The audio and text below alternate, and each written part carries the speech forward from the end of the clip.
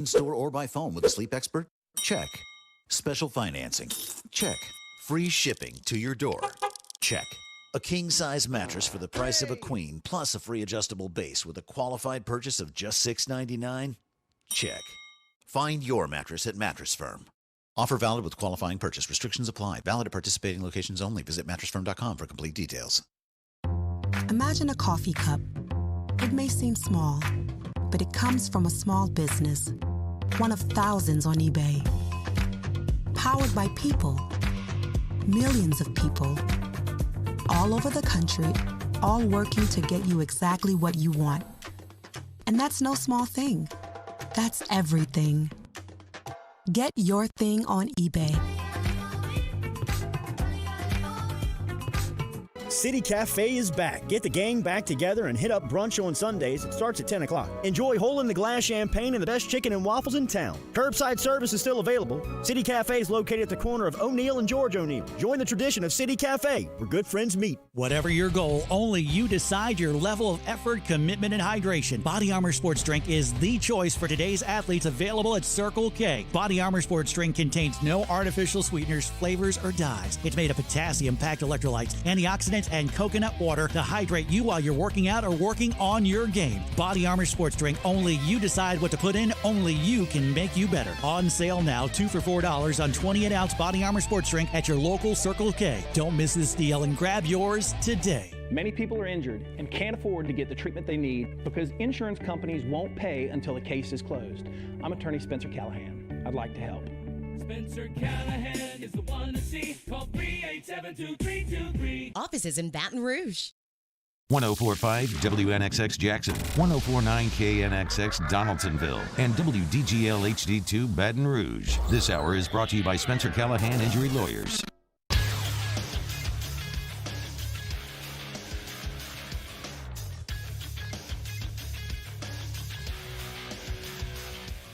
Good morning, everyone. It's 7 a.m. on Tuesday, July 14th. Today in Baton Rouge, expect to see partly cloudy skies with a high of 94. Coming up today on Off the Bench, presented by All-Star Toyota, LSU's head football coach Ed Orgeron stops by at 7:30. SEC Associate Commissioner Herb Vincent joins at 8 a.m., and Nick Underhill will be here at 9:30. Remember, we have OTB Mailbag today. Get your questions in, tweet them, ask them in the huddle, or on Facebook Live using the hashtag OTB Mailbag, and we'll get them answered for you at 8:15. And follow today's show by joining us inside the 104.5 ESPN Huddle app, brought to you by Bayou Ford, on Twitter or Instagram at OTB_ESPN. Make sure you subscribe to the YouTube channel for new content every day. Also, check us out on Facebook Live on the Off the Bench page. Hour number 1 of OTB starts right now.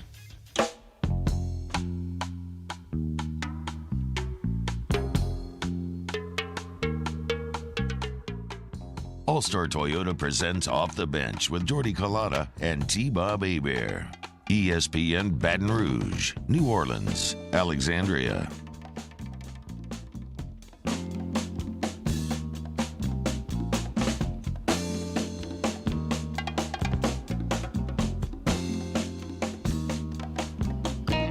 Off and at it off the bench, 104.5 ESPN Baton Rouge, 100.3 ESPN Radio in New Orleans, 94.7 ESPN Alexandria. Always online at 1045ESPN.com or on your smart speakers. Facebook Live this morning, on YouTube Live. Remember, search us at 1045 ESPN YouTube's channel, or the YouTube channel at 1045 ESPN. Jordy Collada, T-Bob Hebert, Matthew Musso, Danny Cardenas here with you until 10 a.m. this morning. Nick Underhill in the third hour today talking about the Saints. Talk to Herb Vincent in hour number 2. Southeastern Conference Athletics Directors meetings. First time face-to-face in Birmingham since March. What came out of it? We'll talk to Vincent coming up at 8:30 this morning. Then every Tuesday, head coach of the LSU Fighting Tigers, Ed Orgeron, will stop by here at 7:30 this morning. You got a question for the coach, you can hop in inside any of those platforms, including the huddle, with the hashtag AskCoachO.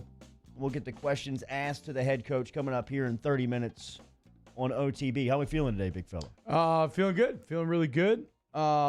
Excited to talk some NBA in the third hour today. Some bubble watch as the stories from the bubble are coming out hot and heavy. There's some players being held out for quarantine. There's some players getting injured. The Pelicans are becoming the darlings of the NBA. So, yeah, I'm excited to talk about that. Nick Underhill had an excellent piece in New Orleans on Football where he looked at every play that LSU and the Saints ran and tried to determine the level that Joe Brady took. Like how much of last year's LSU offense did Joe Brady take from Sean Payton and the Saints? So we'll chop that up as well.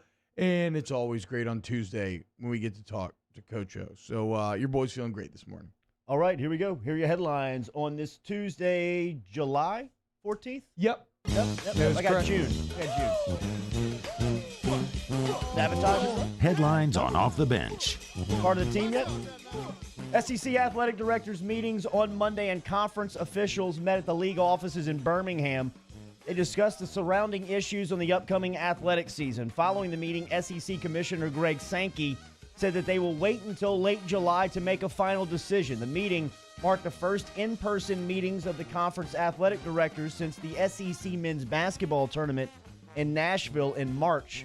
The athletic directors have met multiple times per week via video conference since the discontinuation of athletic competition in March due to the pandemic. Last night, an enormous call was made by the Patriot League. They will not play sports in the fall because of the coronavirus pandemic. In Monday's announcement, the league also said that a decision on winter sports will be made at a later date and that practice, conditioning, and strength training will be permitted if health and safety conditions support such activities. The U.S. military academies and Naval Academy are exempt from the cancellation, and any decisions on their participation in competitive sports will be made by their superintendents. I should have mentioned this when we originally started talking about the Ivy League a couple of weeks ago, because if this caught you unawares, that is on me. I could have done a better job of explaining this, because every article that I read in The Athletic and everywhere else about the Ivy League potentially canceling sports, for whatever reason, it said immediately that the Patriot League would follow in lockstep with the Ivy League. So this comes as no surprise.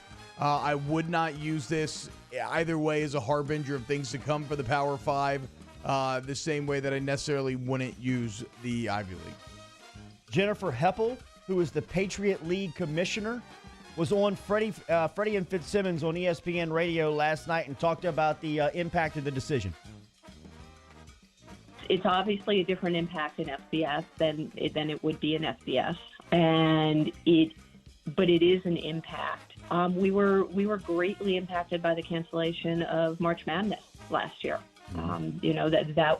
That was a huge impact that we are feeling this year in NCAA revenue distribution. So we continue to see those financial challenges, and they are a part of the conversation, but they don't drive our decision making.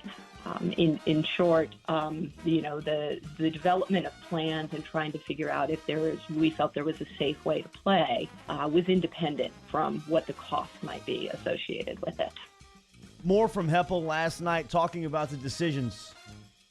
I wouldn't call it pushback. I would say that we had very, very good conversation. And you don't want to make a decision like this without examining all aspects of that decision. And that necessarily involves some very tough conversations. But you go through those conversations and you get to an endpoint together where, you have consensus around that decision.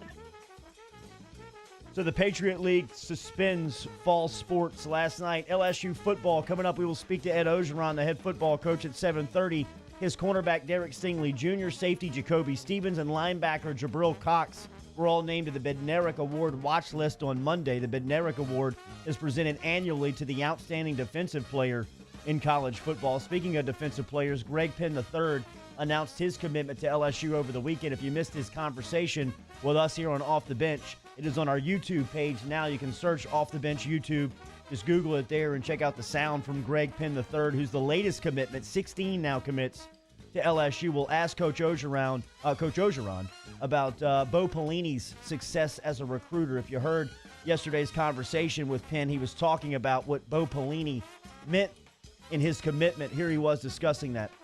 He's just a straight-up guy, and I love that about him. He's not going to sugarcoat anything. He's not going to he's going to be straight up with you. He's not going to lie to you. And he was honest the whole process, and I really appreciated that. He told me I was his number one guy, and I felt that. Me and my family felt that. And the things I hear about him, read articles about him, that's the type of guy I want to play for. Greg Penn III, latest commitment to the class of LSU's 2021 recruits, one of the top inside linebackers in the country out of Maryland. That entire conversation is online and on the YouTube channel. Just search Off the Bench. If LSU plays as the schedule is announced right now, the Golden Band from Tigerland will not accompany the team on road trips. The Advocate is reporting that the LSU Tiger Marching Band will not be traveling to road games this upcoming season due to the coronavirus pandemic. The decision not to travel was made collectively by the LSU Department of Bands and the athletic department, said Kelvin Jones, who is the Tiger Marching Band director. Former LSU linebacker Jacob Phillips has officially signed with the Cleveland Browns. That was announced by the team on Monday. Phillips, who is a Tennessee native and a third-round pick, led LSU and the SEC in tackles last season with 113. In the last 3 seasons, he's played in 39 games. He started 26 of them, including all 15 games in the national championship run in 2019. Yeah, 2 words kind of, it got me thinking about Jacob Phillips and kind of his lasting legacy at LSU, and I don't know that there's ever been a bigger disconnect between somebody who played a ton and played very well, and yeah, I mean, definitely going to be remembered fondly, but not as much as you would think as someone who led the SEC in tackles. Or led the national championship team in tackles. Yeah, even led the Natty team in tackles. Exactly. Started all 15 games. He averaged 8 tackles a game. Yeah, he was a beast. He was a beast. But Patrick Queen came on hot, and there's just so many personalities and talent in that room that Phillips just kind of blue collar, came to work every day, and the whole lunch pail cliches and all that.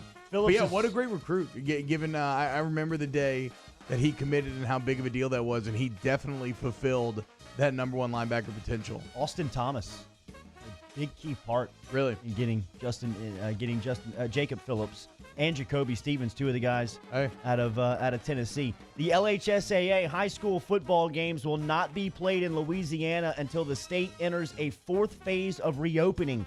The Louisiana High School Athletics Association made it official on Monday with the release of sports-specific information on what kinds of practices and games will be allowed depending on the phase, which was presented to state legislators in the House Education Committee. The LHSAA chart is based on a combination of guidelines from the White House, the CDC, and the National Federation of High Schools. Eddie Bonine, who's the executive director of the LHSAA, made it a point on Monday at the state capitol to say that the LHSAA has no plans to cancel fall sports at this time. Bonine said flipping fall and spring seasons had been discussed, but it's not the LHSAA's first option.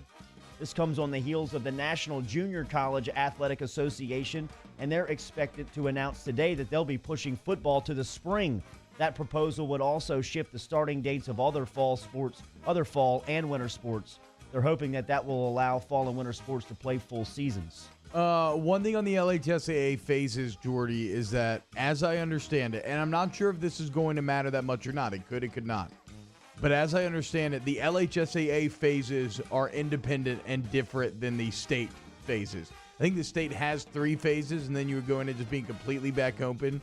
The LHSAA, what I can't find is exactly what determines the metric for what phase you're in. But they're in phase 2 right now. If they can get to phase 3, then practice can begin, 7-on-7, limited contact drills, and then whenever they get that LHSAA phase 4, that's when games would be able to resume. Musa Cisse tweeted out yesterday he's making his decision tomorrow at 2 o'clock Central. Expect Memphis to get the tab. Nod. Hat. Tweet. Whatever. Salty. Coach Ed Ogeron coming up 7:30 this morning. You got a question for Coach O? Hop inside YouTube Live or over at 104.5 ESPN station there on YouTube. Facebook Live or at 104.5 ESPN. We're inside of the huddle today, so if you got a question for Coach O, hashtag #AskCoachO. 15 minutes from now, head coach from the Tigers stopping by. 8:30 this morning, we'll talk to Herb Vincent. That's a lie. 8 a.m. this morning. We'll talk to Herb Vincent. He's the Associate Commissioner of the SEC. He was a part of the Athletics Directors meetings that was happening 24 hours ago in Birmingham. We'll ask him what shook out from that. And in the third hour of Off the Bench today, Nick Underhill will stop by as he will break down the New Orleans Saints. Jam-packed today. We're driven and powered every day by All-Star Toyota. Come ride with us. Off the Bench with Jordy Culotta and T-Bob Hebert. ESPN Baton Rouge, New Orleans, Alexandria. Brought to you daily by the Lanois. Remember, online at LANOIXagency.com. Remember, Randy, Brian, and David all standing by this morning to help you out with your auto insurance, home insurance, business insurance, flood insurance. In fact, if you want to bundle that up for monthly savings, you can do that by getting in touch with the boys this morning. Call them up, 749-5640. Look online at LANOIXagency.com. These are personal testimonies every day here from Off the Bench. They handle all of our insurance. Remember, before Rivers left for maternity leave, her and Kevin had just bought a new house. They switched their homeowners insurance over to Lanois. Very easy. Find out for yourself this morning. Online, LANOIXagency.com. LanoisAgency.com, LanoisAgency.com. You can bundle your home and your auto together to save money. Like Jordy said, you need flood insurance. Gives you some max coverage at a rate that you're happy with. And look, that's all you want. Somebody that's going to customize plans for you, treat you the right way, and save you money. Go to LanoisAgency.com today. In times of need, get a full list of phone numbers, websites, and other important emergency information on the Demco Stormwatch page at 1045ESPN.com. If I built a van, it would do more than haul. It would carry my entire business. I'd make it available in dozens, make not thousands of configurations. It would keep an eye on my fleet. And an eye out for danger. If I built a van, I'd make it available in diesel and gas. And I'd build it right here in South Carolina. Introducing the all-new Sprinter, starting at $33,790. Built in the USA. Mercedes-Benz. Vans. Born to run. Citizens Bank is proud to bring you the Fan of the Week. But during these times with no fans, Citizens Bank is switching its support to the Banking on BR campaign to raise money for the Baton Rouge Food Bank. You can help out by visiting brfoodbank.org or bankingonbr.com. Prompt, professional, reliable. If you're looking for a breath of fresh air with your AC and heating needs, call the professionals at Anison Bitter. Anison Bitter, a Rheem Pro partner, keeping your family comfortable for over 25 years. Our big New Year sale is going on now at Corval Toyota in Opelousas, and you can get $3,200 off MSRP on a 20 Tacoma TRD or lease a 2020 Tacoma Special Edition for $209 a month. Come on down to Happy Town. That's Corval Toyota in Opelousas, Happy Town, USA. Gulf Coast Bank and Trust is a local bank with a straightforward philosophy. It's about doing the right thing for our customers. Participating in our community with annual local fundraisers. Offering individual attention in a modern banking atmosphere with a trusted local company. Gulf Coast Bank invested in technology with a local touch, giving our customers the power to bank anywhere, anytime. We're building relationships through personal service as the bank that cares about you. Gulf Coast Bank and Trust, the bank that cares about you. I've been doing business with Luba for 25 years. They're dependable, trustworthy. It's just the attention to detail with our clients. Our folks have years and years of experience. They're highly trained professionals. But many companies have that asset. What I'd like to think makes Luba a bit different is that we use those talents in a way that truly is dedicated to serving the needs of the folks who depend on us. Visit Bayou Ford for a new 2020 Ford F-150 for only $30,400 with 0% for 72 months. And all new Bayou Ford vehicles come with a 1 million mile powertrain warranty. The crew at Bayou Ford is going to do right by you. Are you a licensed contractor? There's lots of good contractors in Louisiana doing work the right way, but unfortunately, too many unlicensed contractors are working outside the licensing requirements. Working as a contractor in Louisiana requires a license for the company doing the work. The Louisiana State Licensing Board for Contractors wants to help you get licensed to allow you to conduct work legally. It's not difficult to get the license. Tune in to Jimmy Ott's Game Time tonight from 6 to 8 p.m. Ben Mintz and Jimmy Ott will be live from Doe's E-Place on Government Street on 104.5 ESPN Baton Rouge.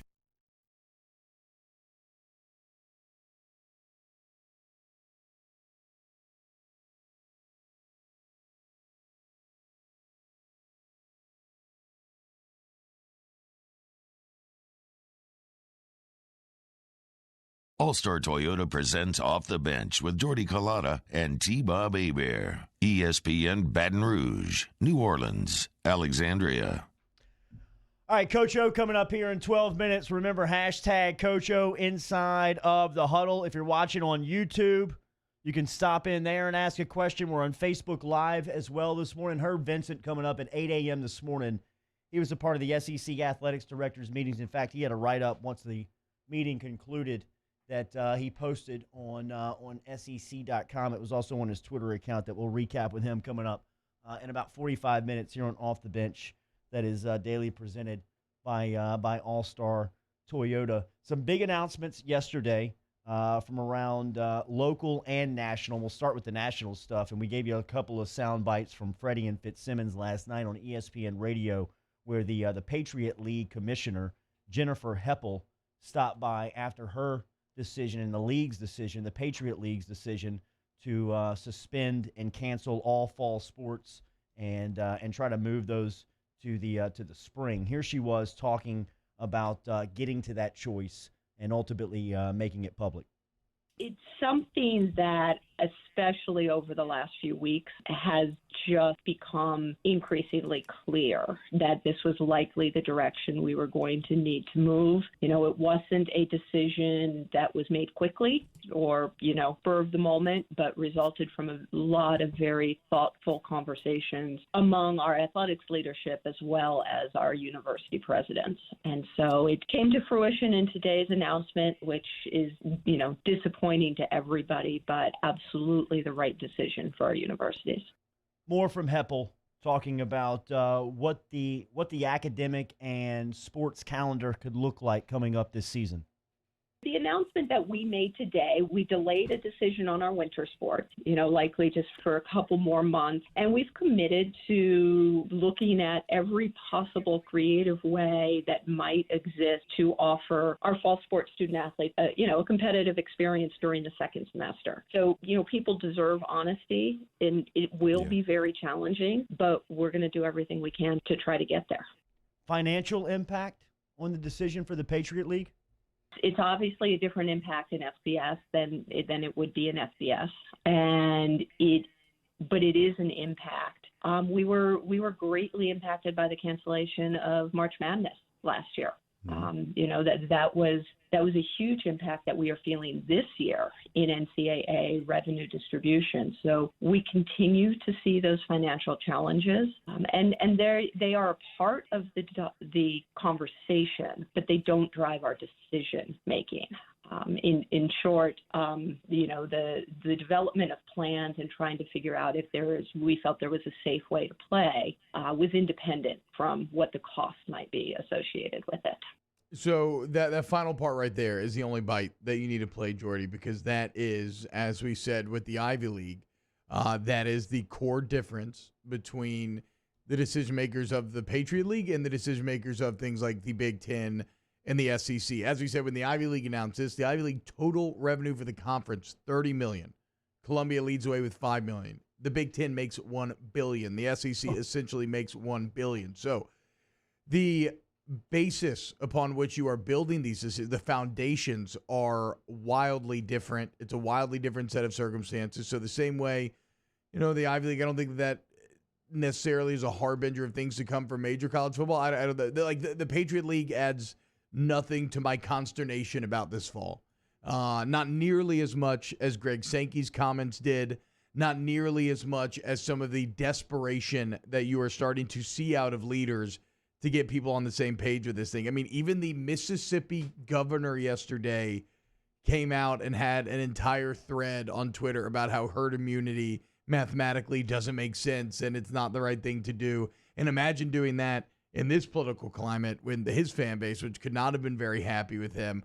But yeah, you're starting to see these desperation creep into these leaders, and that, more than the Patriot League or the Ivy League canceling fall sports, that is what makes me concerned about the eventuality of what will happen with major college football. Yeah, T-Bob was referencing Greg Sankey's comments, and Sankey made comments yesterday following the athletics directors meeting that was held in Birmingham, and he jumped on Paul Feinbaum yesterday following the meeting and said that they're going to wait until late July, until they make final decisions. And Herb Vincent, who's the associate commissioner, is going to stop by here at 8:30 this morning and recap some of the things that came out of the discussions yesterday. But Sankey said on Monday, we had a productive meeting yesterday and engaged in discussions on a number of important issues that will contribute to critical decisions to be made in weeks ahead, said the SEC commissioner. The ability to personally interact over the course of an entire day contributed to the productivity of the meeting. So Greg Sankey has a ton of words and a salad that produces nothing that comes out of it. I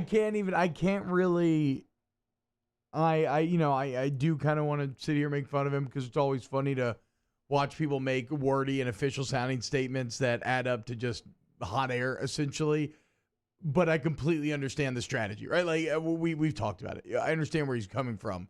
They don't want to make a decision until they have to make a decision. And I don't think that's the wrong play in this situation. And it's like Heppel said about the Patriot League, they didn't really have to factor the economics into their decision-making. It was a piece.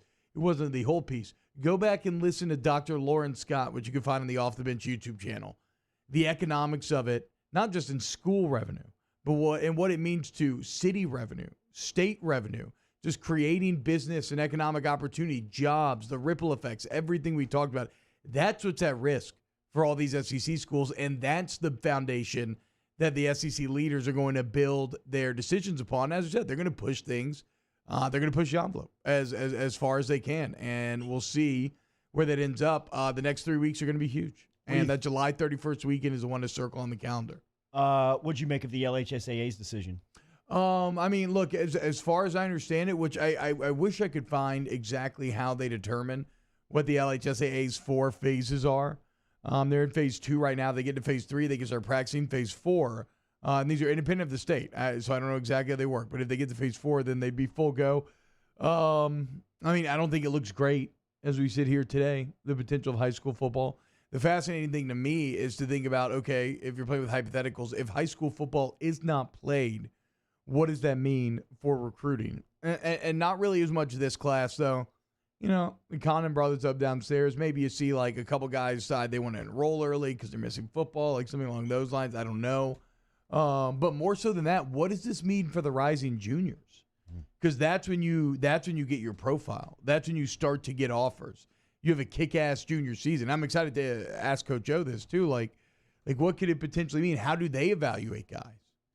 Are you having to go off of a lot more of feel or instinct? Are you having to trust more? It's similar to how in this pre-draft process, teams did not get to do the homework that they generally like to. It's why in this NFL free agency period, you have a guy like Everson Griffin who is just sitting out there unsigned because teams are unsure about his mental state and they're unable to meet with him at this time.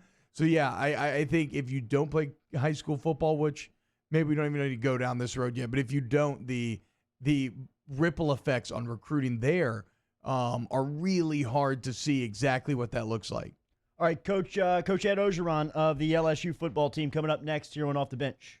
Off the Bench with Kalana and T-Bob. Brought to you daily by Central Plumbing Company. Remember, online at centralplumbing.org. You can get in touch with Jay Payne, Zach Payne, Brandon LeBlanc, all over at Central Plumbing Company this morning by dialing up 925-8552. 225 area code in our listening area, 925-8552 if you need Central Plumbing Company. Residential, commercial plumbing services, all handled for you. Been around since the mid-'70s here in the market. They understand the people in the community. Online, centralplumbing.org. Remember, if you need a full-service home generator sold to you today and installed today, same business day, sold and installed, call 925-8552, Central Plumbing Company. CentralPlumbing.org, CentralPlumbing.org, 925-8552, a one-stop plumbing shop. I want you to just have, name association, muscle memory. Whenever you have any plumbing issues, it could be just a drain that Drano's not working on, your toilet won't flush, anything and everything, you just call that number. You go to CentralPlumbing.org. Your problems are solved. You don't lift a finger. CentralPlumbing.org. Sports will be back. But for now, we're all rooting for a different kind of hero. Let's embody the best parts of sports. Teamwork, sacrifice, resilience, one goal, together. Our big New Year sale is going on now at Corval Toyota in Opelousas, and you can get $23.50 off MSRP on a 20 RAV4 XLE or lease a 20 RAV4 LE for $269 a month. Come on down to Happy Town. That's Corval Toyota in Opelousas, Happy Town, USA. Hey, T-Bob, sports wouldn't be the same without the die-hard fans, so we're highlighting the fans that do it the most. Every week, 104.5 ESPN Baton Rouge brings you the Citizens Bank Fan of the Week. Check it out, 1045ESPN.com. It's the Citizens Bank Fan of the Week. Gulf Coast Office Products is a nationally recognized Savin office equipment dealer based right here in Louisiana. Over 100 employees strong, Gulf Coast has the boots on the ground to support all vertical markets from education, engineering, legal, and finance. With the latest in office technology from desktop to production segment units, Gulf Coast and Savin have the perfect fit for you. Call 225-756-2644. That's 756-2644 for Gulf Coast Office Products. If I built a van, it would do more than haul. It would carry my entire business. I'd make it available in dozens. Make that thousands of configurations. It would keep an eye on my fleet. And an eye out for danger. If I built a van, I'd make it available in diesel and gas. And I'd build it right here in South Carolina. Introducing the all-new Sprinter, starting at $33,790. Built in the USA. Mercedes-Benz. Vans. Born to run.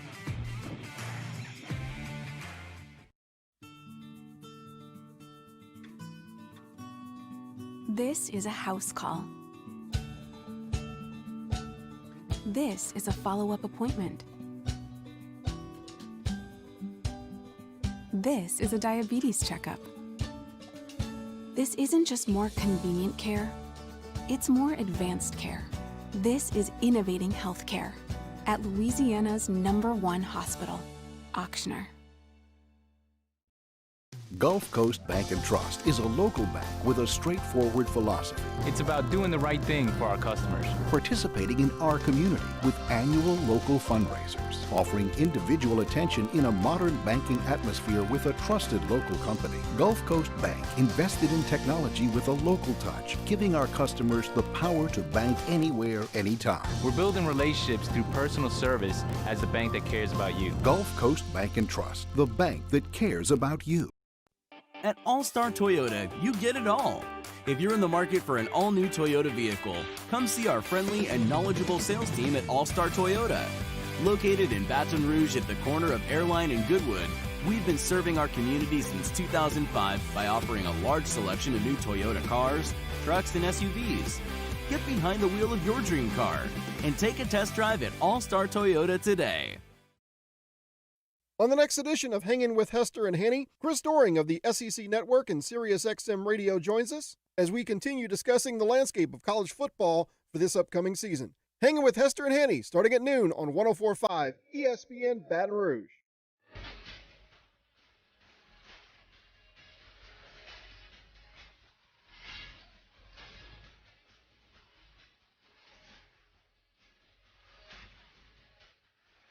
All-Star Toyota presents Off the Bench with Jordy Collada and T-Bob Hebert.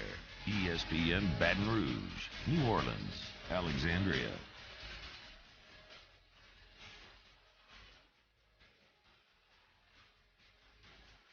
It's great. When I went down for the visit, me and Coach O, my dad, we had a talk.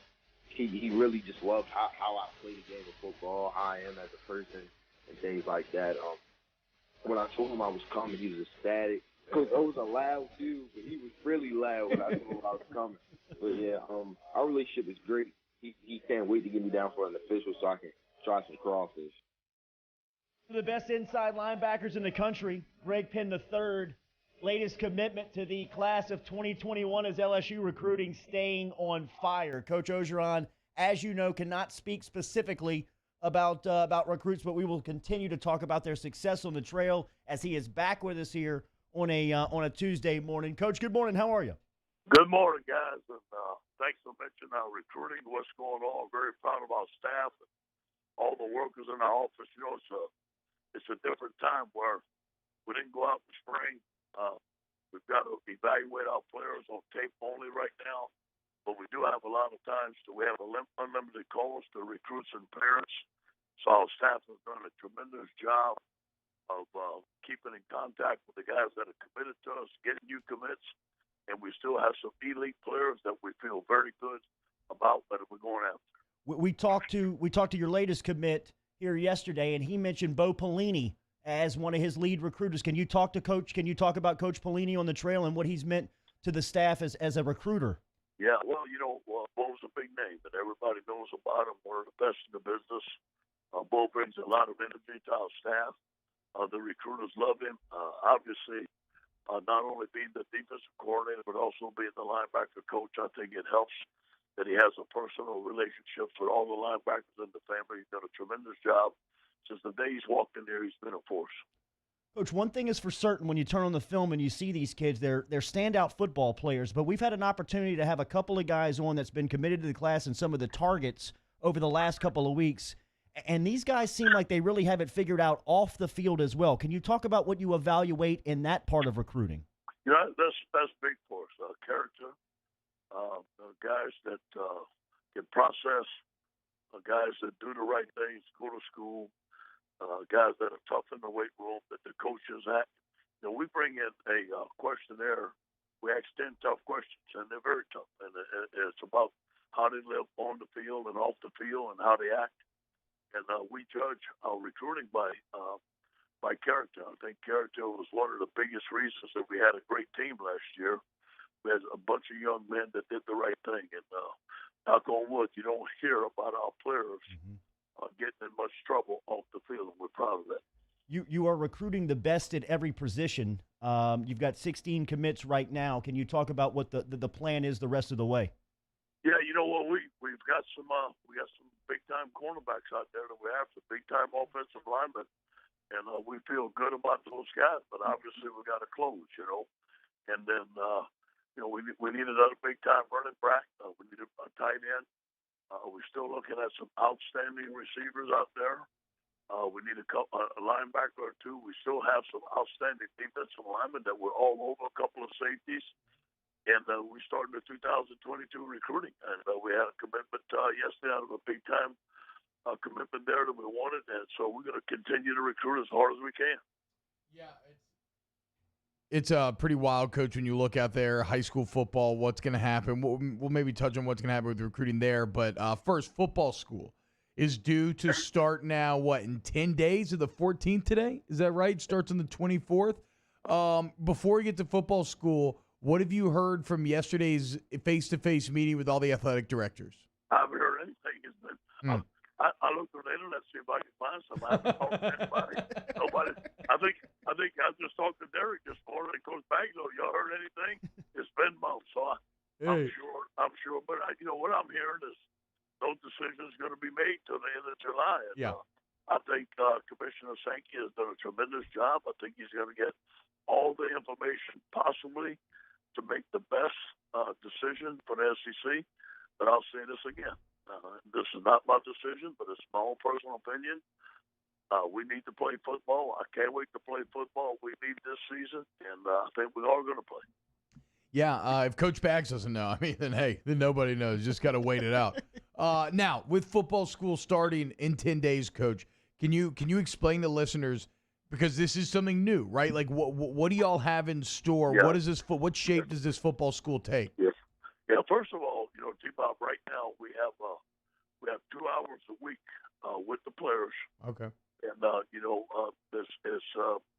we do some film work, and we can go out and do position-specific conditioning drills, no alignments and nothing like that. So we go out there and get to work out guys on some conditioning drills that are related to their position. Now, when football school starts, we'll have an hour of film a day, hour of meetings, and an hour of practice on the field, and we can actually have a ball. But it's got to be walked through, so it'll be the first time that the center gets to snap the ball. Our youth center gets to snap the ball to Miles Brennan on the 11-11 look, which is going to be a walkthrough, but then we can run out plays, run out defenses, and that is much. And we can do that all the way up to camp. I'm not going to do it all the way up to camp, but we got some pretty good practices starting July 24th, and we're looking forward to that. Going into football camp, what do you think the biggest questions that you want this team to answer are? Well, quarterback, he's got, Miles has got to take the lead, and I do think he can. I think he can. There's no question. I've always had a lot of confidence in Miles, but it's going to be competitive at that position. Who's going to be our center? I think Liam can be a center. We're thinking about moving Chase on the guard. This new offensive line has got to come through. The new 4-3 defense, knowing the nuances. I do believe we have an excellent football team. I can't wait till it all comes together.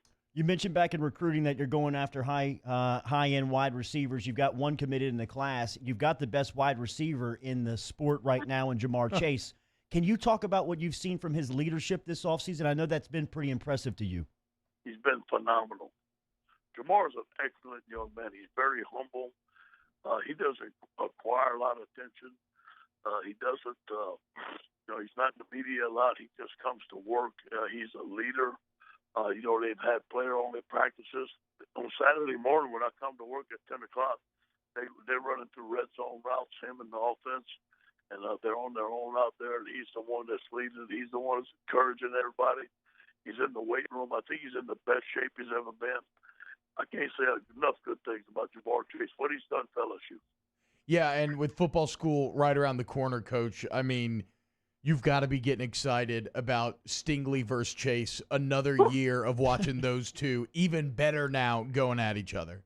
No question. And you know what? It goes to show you. It's what we say in recruiting, man. You go best against best, iron sharpens iron, every day on the Ponderosa, which, as you know, we call our football field. And those guys, they go after it every day. And, as the head coach, you look at those two guys going after us, and, man, maybe we need to slow down. But not at LSU. We're going full speed. We're going to get after it. And, I can't wait to see Elias Ricks. I'm excited that he's going to be full speed. I can't wait to see him. I can't wait to see Eric Gilbert. Coach Craig is impressed with the young offensive lineman.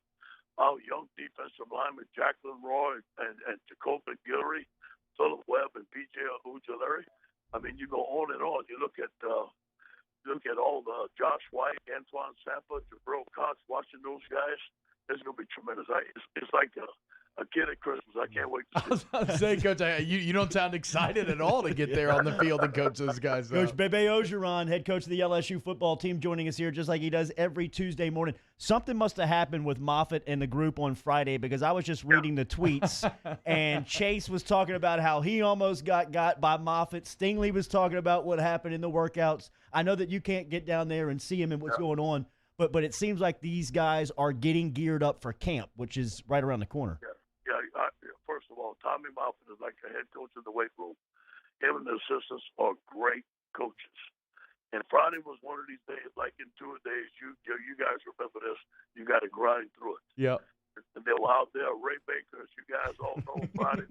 Ray was out there battling, and, from what I heard, it was a very tough workout. But, you got to go through those things. You got to fight through those things, the football team. And Tommy put them through a grueling workout. And from what I hear, they did fantastic.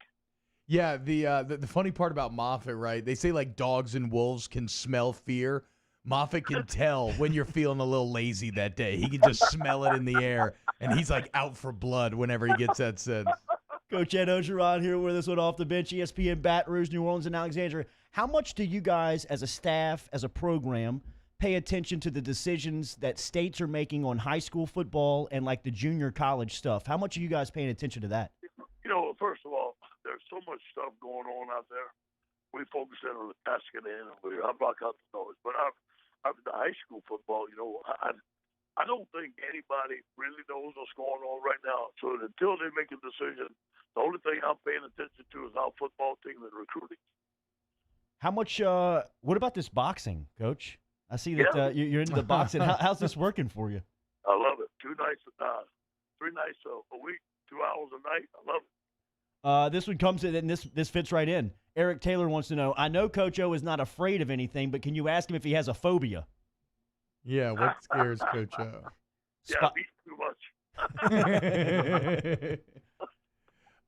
Talking to LSU head football coach Ed Ogeron here on Off the Bench 104.5, 100.3, 94.7 ESPN. We mentioned football school being right around the corner, Coach.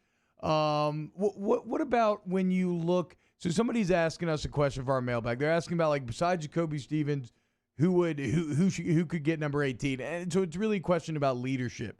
As football school prepares to open, who do you view as the leaders on this team? That's something I don't like to that's we handle that within the football team. A lot of people want to know that ahead of time. So that's something I don't want to talk about publicly until we announce it. Okay, well, then how about this? When you're kind of determining leadership, right? Is that something that just happens naturally? A guy asserting himself? Is it in the weight room? Like what determines who are the leaders of the team? Yeah, I can tell you right now, Jamar Chase is the leader on this football team. Yeah. I know that right now. Darren Rosenthal seems to be a leader on the offensive line. Wow.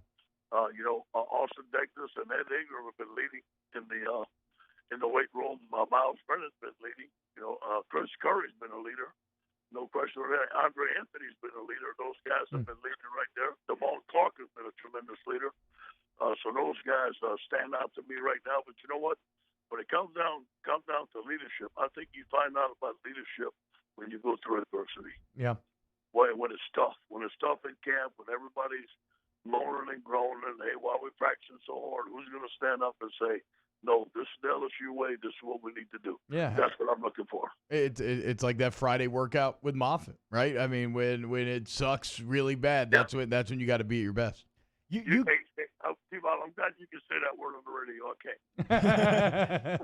You continue to talk about the LSU standard performance, and we've heard you say that phrase now for over a year. It seems like that has seeped into the program, and people understand what you're talking about now. Yes, elite. Every day, I challenge the coaches. First of all, I challenge myself. I challenge the coaches. I challenge everybody that works in this building to be the very best. We set the standard. The standard has been set. Obviously, how we played last year, that standard is set. And it's set every day. The bar is very high, and the performance level within this office and the surroundings and every player is expected at the LSU standard performance every day. Coach, we appreciate your time every Tuesday. We have a loyal listener this morning that's in the Philippines that is from Port Barry, Don Hathaway, that says he listens to Off the Bench every morning, but especially on Tuesdays so he can hear Coach O because it brings him back home. So Don Hathaway wanted to say hello to you from the Philippines this morning, and we can't get you out of here without wishing Coach Baglio a happy 77th birthday. How about that? Happy birthday, Coach Bag. Yes, indeed. And let me say this, one of the greatest all-time coaches in LSU and in high school history at Independence High School, and even a better man. What he has brought to us and brought to me, he is my mentor. He watches film with me every morning at 6 o'clock. He's a tremendous coach. He's helped me build this championship football team. I can't say enough about Coach Bags. Wow. Please tell Coach Bags hello and happy birthday from the crew here on Off the Bench. Thank you for your time as always, Coach O. All right, go Tigers. There he is. Hey, baby. Coach Ed Ogeron. How about Coach Bags got brim put on the side of his championship ring? What a legend. A legend. What a legend. A legend. And you talk about some of these Independence teams in the late 90s with Antoine Sieber and LeBrandon Tofield that Coach Bags had. Those independent squads that he had in the mid-90s and late 90s and along the way. He's got stories for days, man. He's been in LSU football. Saban hired him as kind of the liaison between the program and high school coaches in the state. He's held that position, and you heard Coach Ogeron speak about Coach Bags with such enthusiasm on a day that he celebrates his 77th birthday. I mean, I always make jokes about how I think that every single person in Baton Rouge. Like, everybody seems to have a Jordy story of one of another, but Coach Bags is like that, but with the entire state of Louisiana and high school football. Everybody knows Coach Bags. Everybody has a Coach Bags story. He's the man. Happy birthday. 77. Looking great, Coach. Close out hour one next. Off the Bench with Kalata and T-Bob. Brought to you daily by All-Star Toyota. Remember, online at allstartoyotaofbatonrouge.com. You can shop all the inventory over there at All-Star Toyota, whether it's a pre-owned and certified vehicle or if you're looking for a brand new model like an Avalon this morning. 0% APR for 60 months or $3,000 customer cash. You can get it all over at All-Star Toyota. Right now, Camrys, 0% for 60 months and up to $3,600 or $1,600 in customer cash. All online at allstartoyotaofbatonrouge.com. All-Star Toyota of BatonRouge.com. All-Star Toyota of BatonRouge.com. An excellent website where you can find whatever you're looking for, okay? You want a new vehicle, they got your back. You need a used vehicle, they got your back. You have a Toyota certified used vehicle where you're going to get things like warranty that you don't normally get. They have great specials going on this month. 0% APR financing to $4,500 cash back your Toyota Tundra. Go to allstartoyotabatonrouge.com. We opened up the playbook and expanded our coverage. Listen daily in high definition on 98.1 HD2. We are 104.5 ESPN Baton Rouge. At All-Star Toyota, you get it all. If you're in the market for an all-new Toyota vehicle, come see our friendly and knowledgeable sales team at All-Star Toyota. Located in Baton Rouge at the corner of Airline and Goodwood, we've been serving our community since 2005 by offering a large selection of new Toyota cars, trucks, and SUVs. Get behind the wheel of your dream car and take a test drive at All-Star Toyota today. This isn't just another day. It's so much more. Kelly's life was put on hold when her auctioneer primary care doctor discovered a rare blood disorder. Her doctor connected her to an auctioneer care team of cancer, heart, and kidney specialists. With multiple primary care locations around Baton Rouge, same-day appointments, and online scheduling, we're relentless about keeping you healthy. Auctioneer Baton Rouge, innovating healthcare for Kelly. ServiceMaster Elite create clean, disinfected work environments. As a local business, we take pride in serving the New Orleans and Baton Rouge areas. Our cleaning protocols follow CDC and OSHA standards for healthcare settings, offices, senior living, restaurants, and industrial plants. Contact ServiceMaster Elite to get your operation ready for reopening with germ disinfection cleaning. ServiceMaster Elite, the trusted choice in professional cleaning since 1996. To all of our heroes working on the front lines of this COVID-19 pandemic, your bravery and selflessness represent the very best of us, and we want to say thank you. I'm asking everyone around the state to join me in celebrating the heroism of our healthcare professionals on the 19th of every month at 1900 hours, that's 7 p.m. Write a note of appreciation, make plans to donate to charitable organizations, or say a prayer. To learn more, visit 19thanks.org. Thank you, and God bless. Visit Bayou Ford for a new 2020 Ford F-150 for only $30,400 with 0% for 72 months. And all new Bayou Ford vehicles come with a 1 million mile powertrain warranty. The crew at Bayou Ford is going to do right by you. Crime has serious consequences, but anyone can make a mistake. If you find yourself in trouble with the law, know that you have rights, and it's okay to demand them. The law offices of O.C. Brown are here to protect you and your rights. Felony or misdemeanor, DUI or drug charge. No matter what crime you're accused of, you still have rights. Let the law offices of O.C. Brown uphold them. Call 225-343-1111. Your law firm for a lifetime. Hey, T-Bob, sports wouldn't be the same without the die-hard fans, so we're highlighting the fans that do it the most. Every week, 104.5 ESPN Baton Rouge brings you the Citizens Bank Fan of the Week. Check it out, 1045ESPN.com. It's the Citizens Bank Fan of the Week. Tune in to Jimmy Ott's Game Time tonight from 6 to 8 p.m. Ben Mintz and Jimmy Ott will be live from Doe's E-Place on Government Street on 104.5 ESPN Baton Rouge.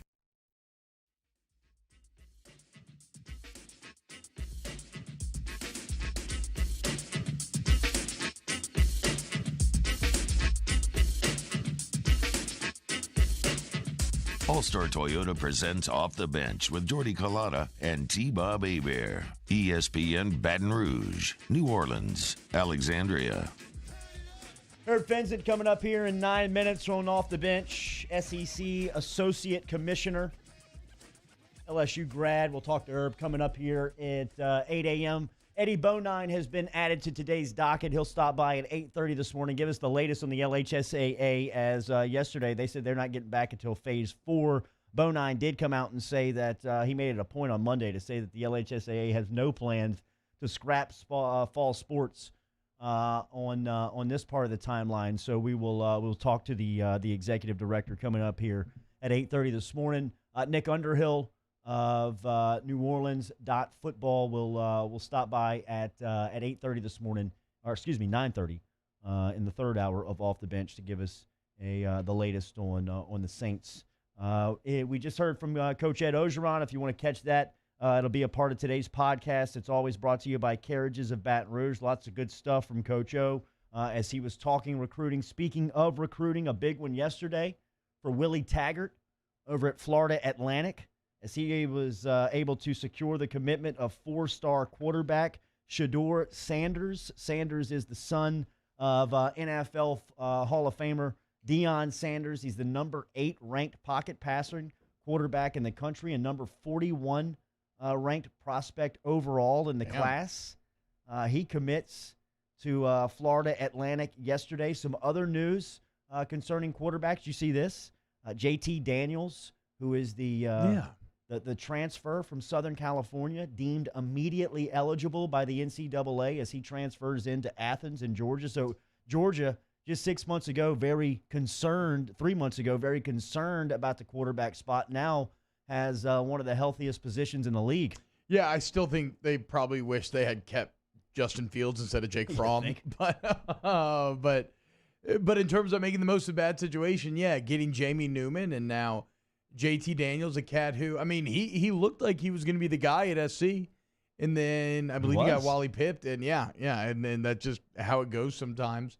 I don't know. It seems like from what I'm reading and people that cover Georgia that Jamie Newman is still expected to be that starter. He's expected to win that job. But, hey, if you're a Bulldog fan, this is just good news. You just heard, last segment talking about iron sharpening iron. Nothing motivates a person more than having a direct competition for a job. Because as we have talked about ad nauseum on this program, playing time is the single most valuable commodity that a college football player has. It is everything. It is why you don't get paid. So how do you end up getting paid for playing football? You have to show that you can play. So like playing time, that's your route to eventually getting some money back from the investment that you're making in all of this. And so when you commit your life to this and you work 24/7, 365 days a year, and then you lose out on that job and you don't get to play on game day, it's brutal. And so if I'm a Georgia fan today, maybe I don't know who's going to start, but I'm sleeping a little more soundly, knowing that no matter who wins that battle, they had to beat out a pretty good guy to do so. Hashtag OTB mailbag. Your mailbag question's coming up at 8:15. Chris Jarrell asks inside the huddle, why did Shedeur Sanders sign with Florida Atlantic? And it's a great question. We were trying to answer it internally here on the OTB staff, and a lot of us, I know my sentiment was he's probably just not that good. A lot of programs and coaches wanted Sanders around just for the recruiting angle. And then I looked up Shedeur's numbers. I mean, the cat can play as a junior. He threw for 3,500 yards, 47 touchdowns, and only 4 picks. It could be any number of things, right? Maybe he loves being close to home. He says that Willie Taggart was the first coach to offer him, and he's staying loyal to that. Taggart's now the head coach at FAU. Well, there you go. Herb Vincent coming up. Could be a big fish, little Off pond the type of bench deal. with Kalana and T-Bob. Daily brought to you by Secure Shredding and Recycling. Remember, over at online, SecureShreddingAndRecycling.com, they got the great OTB special over there. If you mention Off the Bench, they will destruct 2 of your hard drives off the top for free. Entire listening area, Baton Rouge, Lafayette, Lake Charles, New Orleans, that OTB special exists. Remember, Secure Shredding and Recycling. They've got great services over there. Mobile shredding, off-site shredding, one-time shredding. But the mobile shredding, to maintain security, they will bring one of their shredding trucks to your facility. You can stand there and watch as they shred all of your documents in front of you. Online, SecureShreddingAndRecycling.com. SecureShreddingAndRecycling.com, SecureShreddingAndRecycling.com. Go there for all of your document destruction needs. Look, ultimately, when you're talking about shredding, you're talking about a services business, and they understand that. They're there to serve you, whether you're in Baton Rouge, New Orleans. They can do it on site. You can drop it off. SecureShreddingAndRecycling.com.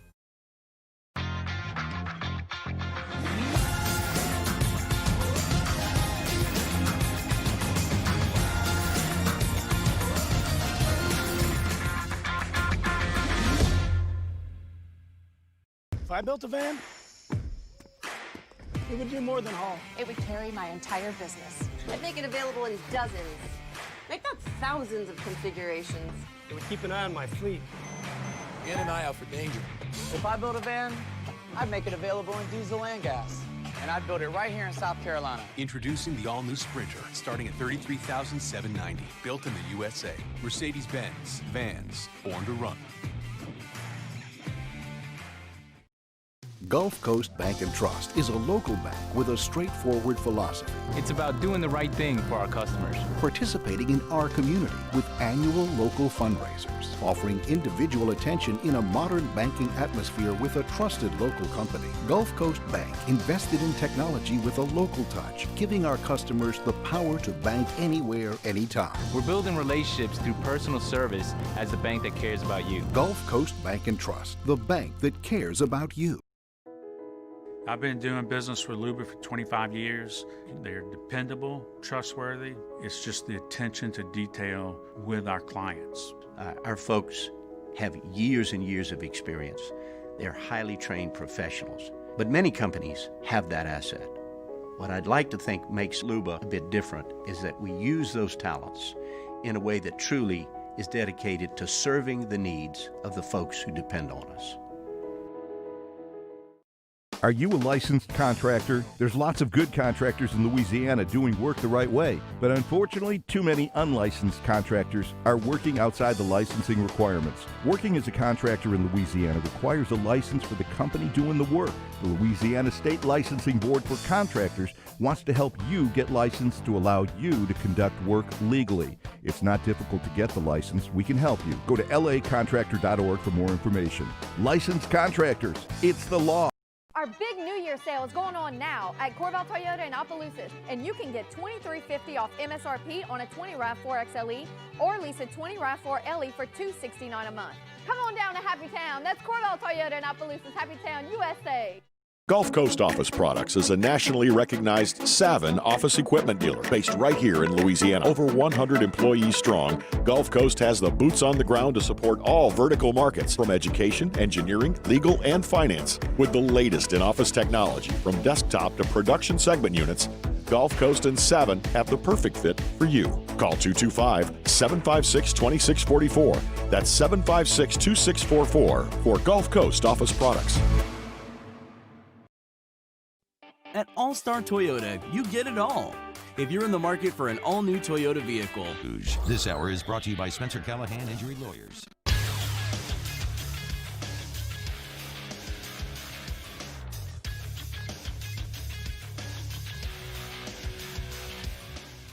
Good morning, everyone. It's 8 a.m. on Tuesday, July 14th. Today in Baton Rouge, expect to see partly cloudy skies with a high of 94. In case you missed hour one of the show, you can catch that up at the on-demand section at 1045ESPN.com, brought to you by Carriages. Coming up, SEC Associate Commissioner Herb Vincent joins the show next. We have OTB Mailbag at 8:15, so get your questions in, tweet them, or ask them in the huddle using the hashtag OTB Mailbag. Executive Director of the LHSAA, Eddie Bonine, joins the show at 8:30, and Nick Underhill at 9:30. Follow today's show by joining us inside the 1045 ESPN Huddle app, brought to you by Bayou Ford, on Twitter or Instagram at OTB_ESPN.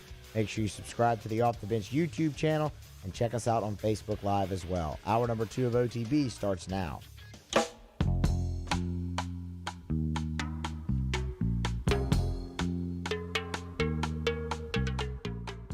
All-Star Toyota presents Off the Bench with Jordy Collada and T-Bob Hebert. ESPN Baton Rouge, New Orleans, Alexandria.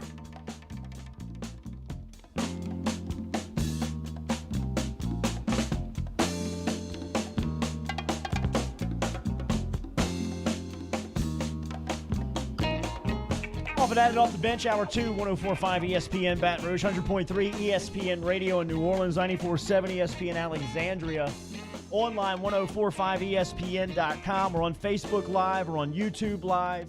Search us at 1045 on ESPN's YouTube Live, YouTube page.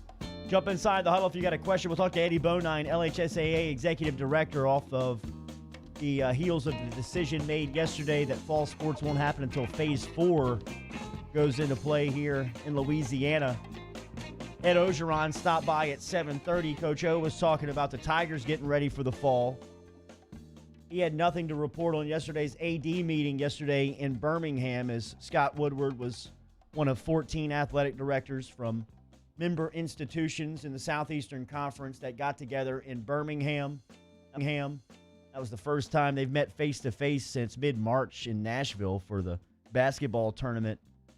Herb Vincent, who's the associate commissioner for the Southeastern Conference, was obviously a part of those meetings and had a great write-up following the meetings about what came out of the discussions. And as we told you inside of our headlines, Greg Sankey, who's the commissioner of the league, said that they will wait until late July to make decisions, but to give us a little recap of what was said yesterday and some of the decision making that goes into, or some of the information that goes into the decision making on what the fall will look like is LSU's own Herb Vincent from the SEC office this morning. Herb, it is good to talk to you. Good morning. Thank you for your time. Good morning, guys. Good to talk to you. Yesterday, you get everybody together for the first time in a while. I'd imagine just from that standpoint that felt productive. It did. As you mentioned, we had not been together since March in Nashville, when we actually had to cancel the SEC men's basketball tournament and ultimately cancel the spring season. So it had been a while since we'd all gotten together, and it was good to, we've been on regular calls for a while after the tournament every day with the athletics directors, and now it's been twice a week. But to sit in the room, it's a different dynamic. You can sit there all day, break for lunch, come back, and it was a very productive day. There were no major decisions that came out of it. We went into that with no expectations of major decisions. There was a lot of meeting, I think, just to identify, what those decision points need to be in the coming weeks to get to where we need to get. And so a lot of good discussion. It was a good day. Ivy League made a decision last week. The Patriot League makes a decision yesterday. How much do you guys resource that? Those don't really impact. I mean, you observe the decisions and you observe the process and reasons they made the decisions. I think the Ivy League, I didn't get too much into the Patriot League and what they did. The Ivy League had some, as I understand, some academic on-campus decisions that they had to make that impacted them going ahead and making that call. Even the Big Ten's decision to go to a conference-only schedule didn't really impact the SEC because we don't play any non-conference games against Big Ten teams. We do have two schools that play against the Pac-12, so that's a bit of an impact. But it doesn't mean that we have to do the same thing. And so, we're, as Commissioner Sankey has said, and our mantra through this has been the whole way, be patient. Wait as long as you can to make decisions that you have to make, because you'll have more information next week than this week, and you'll have more information in 2 weeks than you will have next week. Yeah, sorry, go on. No, go ahead, T-Bob. Well, I was just going to say, it has been kind of interesting watching the dance from afar, right, where Commissioner's saying you've got to do these media hits, and you got to try to say, things without really saying anything because it is so fluid. Can you give us any insight into everything that's on the table and was being discussed yesterday? I can't get into everything, but I don't think anything would be a big surprise about some of the discussions that were had. We had to talk about options for scheduling. I think that was in the announcement that we made, but not to the point where you say, "Hey, we'd rather do this than this." It was all those options that are out there for us, but a lot of those decisions will be made for us by the virus, and when can you play and when can you not play, and so we're observing all the metrics that go around with the virus, and local ordinances obviously impact decisions. We also have the SEC Return to Activity Medical Task Force is what we call it, one of the longer names for a task force. But those people are experts on each of our campuses, and they got our decision making as well. So a lot of that, and they got our decision making as well. So a lot of that is just still to come. And so yesterday was not necessarily putting things in top to bottom order of preference. It wasn't a matter of, hey, this is definitively when we're going to decide this, or this is definitively when we're going to decide this. It was kind of laying out all those issues that have to be addressed in the next few weeks and how we were going to do that. Yeah, and I assume it was like testing, everything else, start time. It'll be interesting to see where everything goes. We had an economist on last Friday, Herb, and what he had to say was pretty sobering in terms of economic impact, not just for the schools directly, but really for the communities surrounding the schools. How much does that factor into y'all's decision making? Well, first it has to be safe to play. Mm-hmm. And that's the most important thing. And you mentioned testing. The testing is a very big part of the discussion because you've got to make sure that you have a safe environment for the student athletes and the coaches and the officials and everything around that game to be safe. And so that's the first thing you have to look at. But and somebody brought it up in the meeting yesterday. You hear critics who are saying, "Oh, they just want to preserve their big business. They just want to preserve the business of college sports." Well, yeah, there's something to that. Isn't everybody trying to preserve their business right now? And in fact, that business supports our student athletes. It supports their scholarships, their education, their nutrition, their medical and mental health. And so yes, we're trying to preserve that because it funds so many thousands and thousands of lives and their interests. Plus, it has a significant local economic impact on our communities. It really does. And it's not only the economic impact, just the spirit of the community. Those things are important. So all of that is worth saving if we can, and if we can do it in a healthy way. Herb, is there discussions with the institutions on having the student athletes back on campus, but not the student population? Well, those are two different decisions, and our athletics directors don't determine whether the students come back. Obviously, the presidents, we have conversations with them once a week. The commissioner has a call with them every week, and they're working to get their students back on campus in a healthy environment as well. And so I think those go hand in hand. Yeah, for sure. Is there a drop dead date for you guys? I know that as late as possible, but is there a deadline day that there must be a decision made? Not really. Not really. And people keep asking, when are you going to decide? Well, it's a matter of moving from step to step. So on June 8th is the date that we allowed all SEC schools to bring their athletes back to their facilities to work out, basically strength and conditioning, only supervised by strength and conditioning coaches. This past Monday was a new hurdle, which was June 13th. It was yesterday. I'm sorry, July 13th, which they could still do that, but now they can be supervised by coaches. I think at the end of next week, July 24th, is another benchmark because now you can go into 20 hours of work. And I think it's the 6th or 7th of August that you can really get into fall camp. And so you take those one at a time and you see if you can progress to the next one and progress to the next one in a healthy way that is still safe for your student athletes. And so we're still there. And that's what I've tried to tell people as well, is we're not playing football yet. We're not even really practicing football yet. We're preparing to practice football. And as we take those steps along the way, we continue to progress until we no longer can, until there's some reason that we have to make some alternative decision and go in a different direction. I just want to be at SEC Media Days, Herb. Yeah, I miss it, man. Yeah, I woke up, I was driving in this morning, I was thinking we should be having this conversation at the Hall of Fame in Atlanta because we were moving Radio Row over to the Hall of Fame this year, up on the second level where you could overlook the main room. And so we were going to have you guys over in the Hall of Fame. So that's where we should really be right now. Just twist the knife there. Herb, why don't you? Talking to Herb Vincent. So we're going to have good food, too. Easy. And sun-kissed. Feather beds. For God's sakes. Lots of sun-kissed. God. SEC Associate Commissioner Herb Vincent. Hey, so do y'all as a conference have a message that you would want to get out there to the general public in terms of if you want to see football this fall, these are the best practices you can take? Yeah, wear your mask, social distance, do all those things that people have been saying for months, and somehow some of that became political, and I'm not sure why. But it's more than just about football. We can play football when our society is safe to operate, and you need to do those things. The same as sending kids back to school. We want to get kids back in school. It's good for their mental health. I don't want to go into all that, but obviously it's better for kids to be in school. And I'm talking about K through 12. Yeah. It's better for them to be in school than to be at home. So do the things for us to get back to our lives. That includes going to school. It includes football. It includes everything else that we do. Just be safe.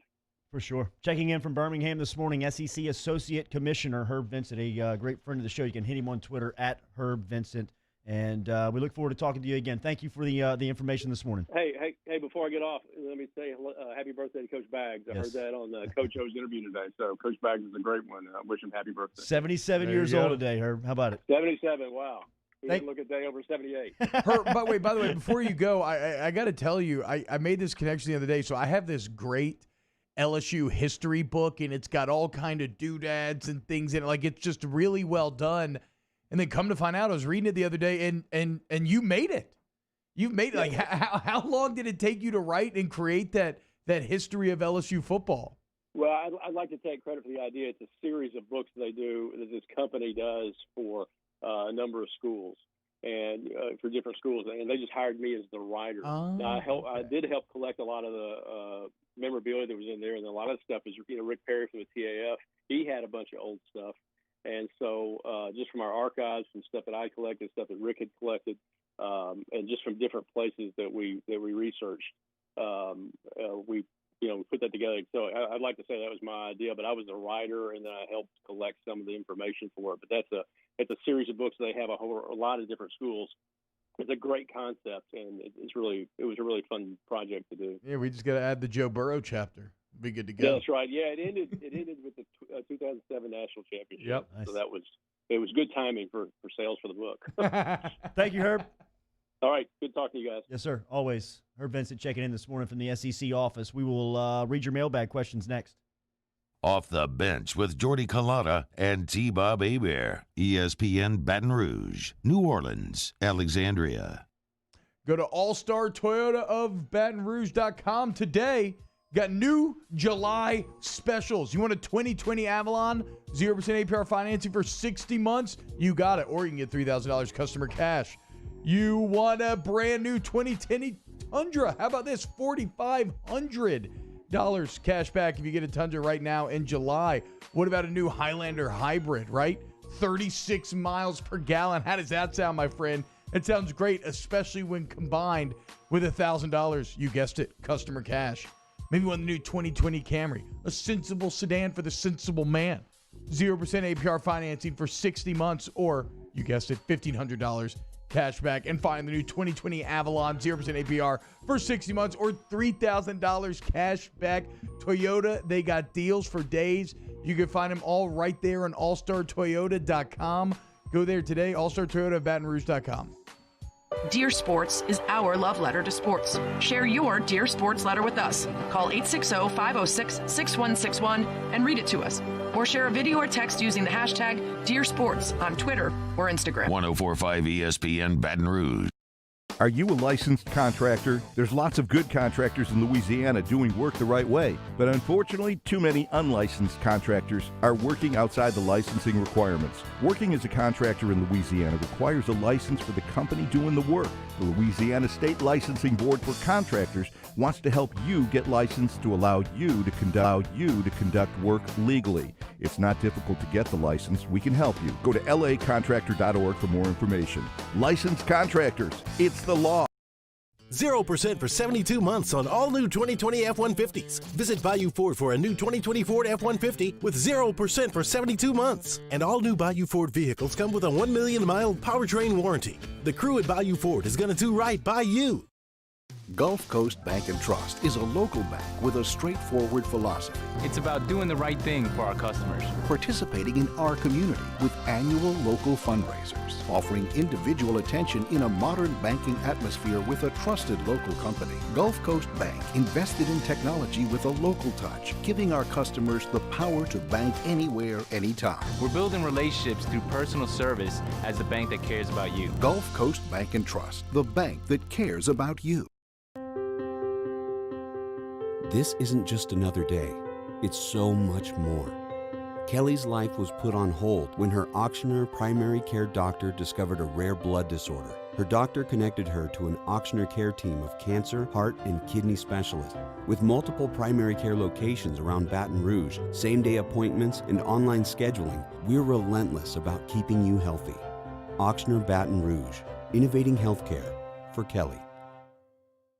Our big New Year sale is going on now at Corval Toyota in Opelousas, and you can get $3,200 off MSRP on a 20 Tacoma TRD or lease a 2020 Tacoma Special Edition for $209 a month. Come on down to Happy Town. That's Corval Toyota in Opelousas, Happy Town, USA.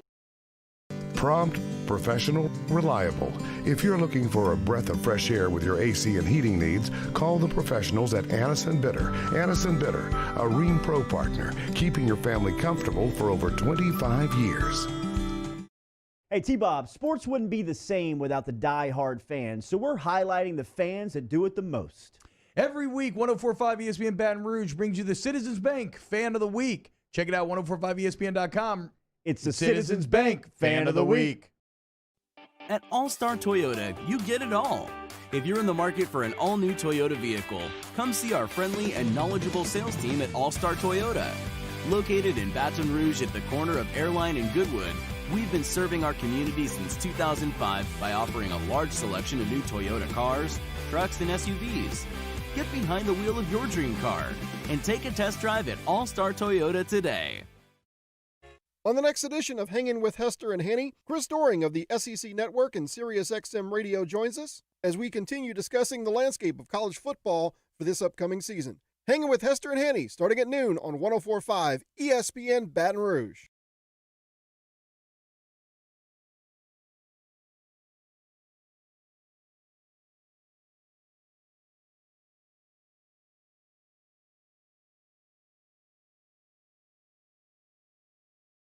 All-Star Toyota presents Off the Bench with Jordy Collada and T-Bob Hebert. ESPN Baton Rouge, New Orleans, Alexandria. Eddie Bonine coming up here in a couple of minutes. He'll give us some insight on the decision by the LHSAA. As we told you, inside of headlines, made it official on Monday with the release of a sport-specific information on what kind of practices and games will be allowed coming up in the fall. How the LHSAA can resume. As we said, the executive director, Eddie Bonine, will stop by here at 7:30 this morning. Your mailbag questions every week here on OTB. We appreciate Herb Vincent from stopping by from the league office this morning at the Southeastern Conference over in Birmingham. Remember, all of our sound is online, brought to you by Carriages of Baton Rouge. Carriages is conveniently located right here in the middle of the capital city, in the heart of Baton Rouge, in the Jefferson Highway and Jefferson Highway Old Hammond Shopping Center right there on the corner of Jefferson and Old Hammond. Here's the latest edition of your OTB mailbag. Special delivery! I have this special delivery for off the bench. And look, it is marked most urgent. They'll be writing to you. The internet. What the is the internet?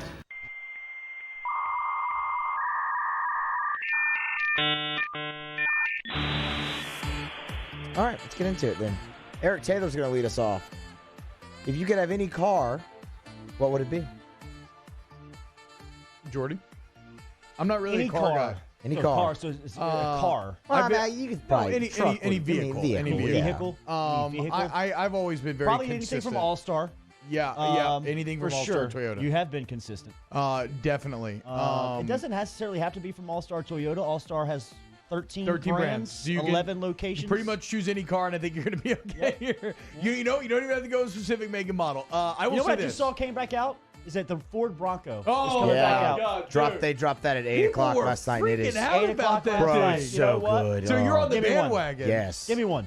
Everybody, it just looks like an FJ Cruiser. That's so wrong. I Stop. don't think so. what? It's a terrible okay, take. It looks exactly. No, it doesn't. What? No, it does not look exactly. Yo, It does not, not I look mean, exactly. not 100%, 89%. Pull up a picture Looks of an better. FJ Cruiser, Danny, and put it next to the new Bronco. What kind of car you want?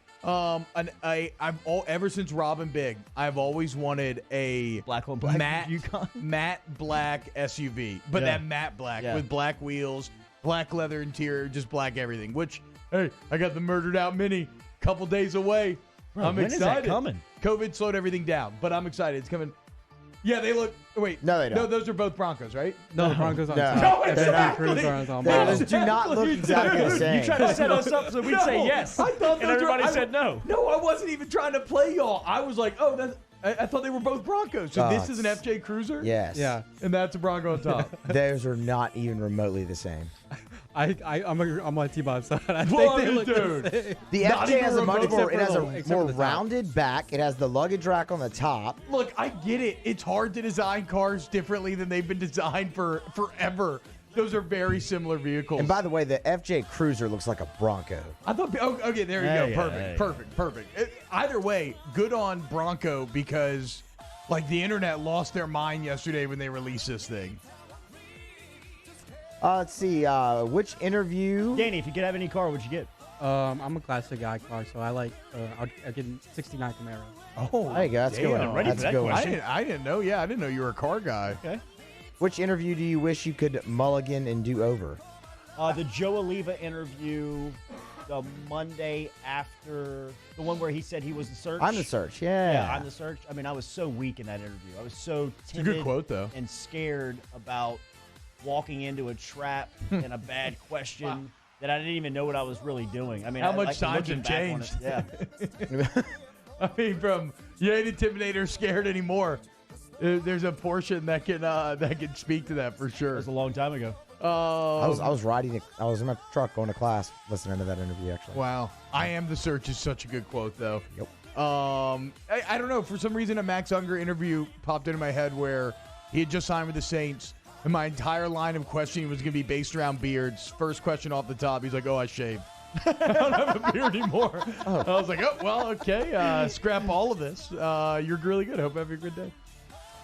Which MLB team's your favorite? That's easy one Braves. for me. If I had to choose, I was always an Atlanta Braves Red fan. Sox. Red huh? Sox. Yep. Red Sox. I'm still an Astros fan, just because they're Wow. regionally You're just a connected. bad- you're and I just a love bad Bregman. guy? I mean, but the cheating. I mean, Loves playing the heel. Yeah, not only big, that, big but I heel mean, role. Musso. How many teams are cheating in the MLB? All of them. Not like Come that on, though. man. Huh? Not like that though. I mean, that's still No, obviously you crossed can't the just. line. You got to do it a different way. But yeah, yeah. Screw them. Screw the Astros, dude. Go Braves. I don't really care. Will the offense unleash Torrey Carter this year? Wow, what a question. Where? No, Torrey Carter. in look, place of who? Unfortunately, Torrey Carter is a fullback that got caught in a time where LSU is just not going to feature a fullback.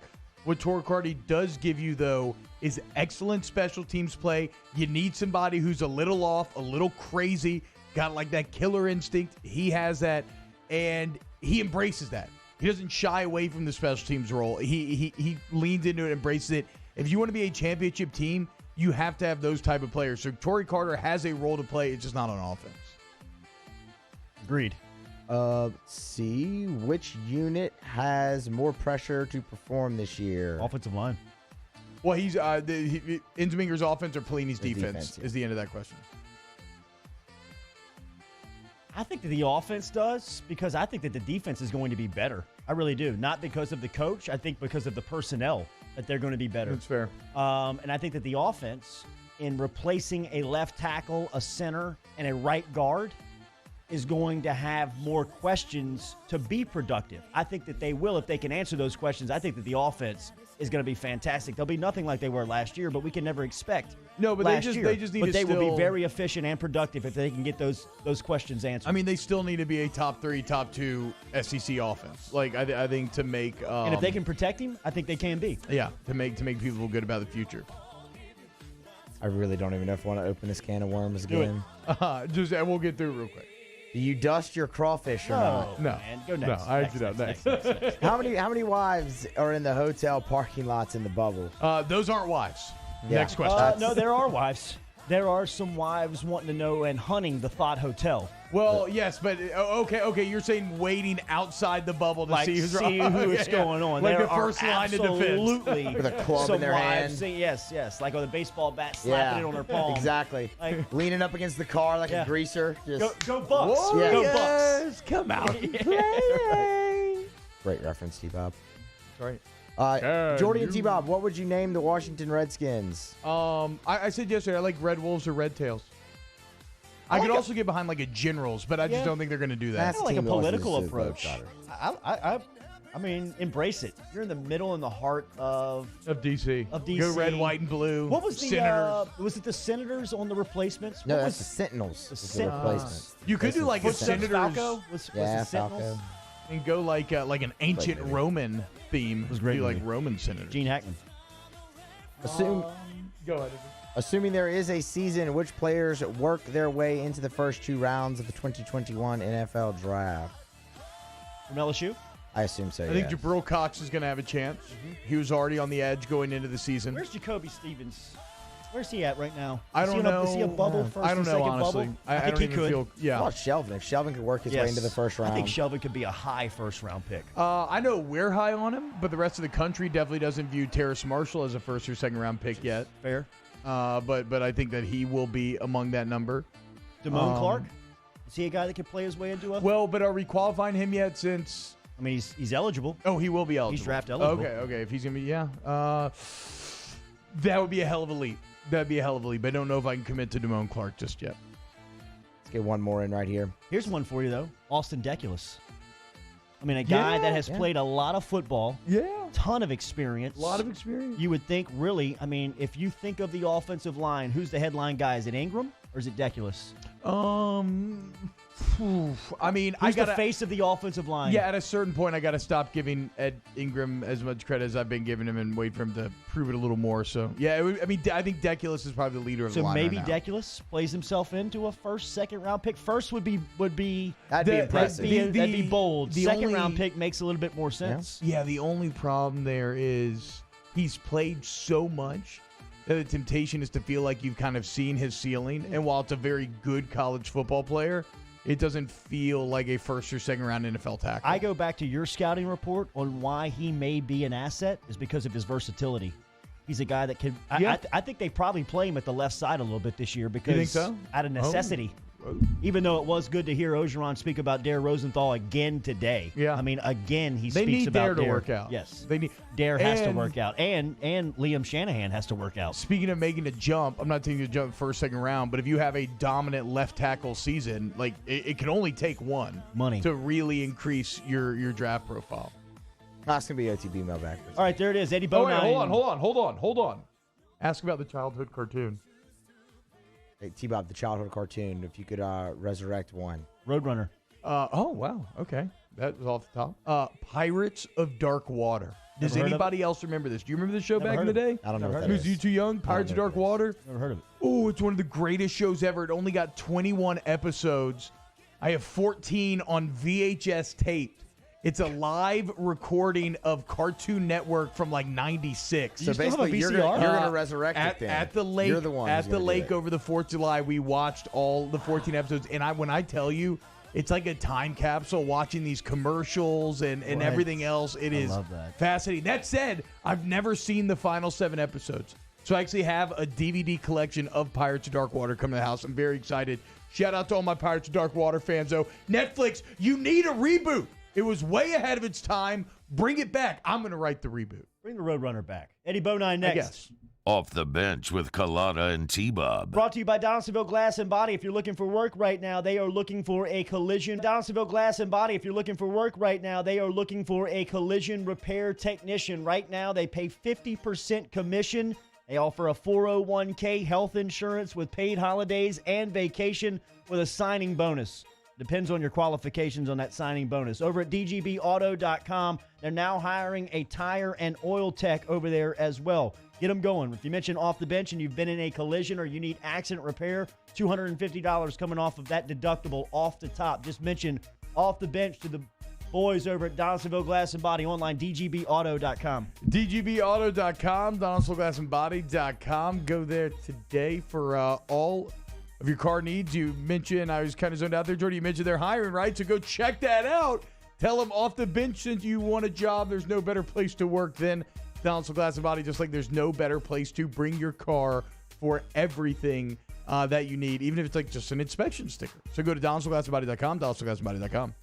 Our listeners fire off their opinions on the JimsFirearms.net hotline at 499-1045. Keep listening for your next chance to shoot us your thoughts with the JimsFirearms.net hotline on 1045 ESPN Baton Rouge. If I built a van, it would do more than haul. It would carry my entire business. I'd make it available in dozens, make not thousands of configurations. It would keep an eye on my fleet. And an eye out for danger. If I built a van, I'd make it available in diesel and gas. and I'd build it right here in South Carolina. Introducing the all-new Sprinter, starting at $33,790. Built in the USA. Mercedes-Benz. Vans. Born to run. I've been doing business with Luba for 25 years. They're dependable, trustworthy. It's just the attention to detail with our clients. Our folks have years and years of experience. They're highly trained professionals. But many companies have that asset.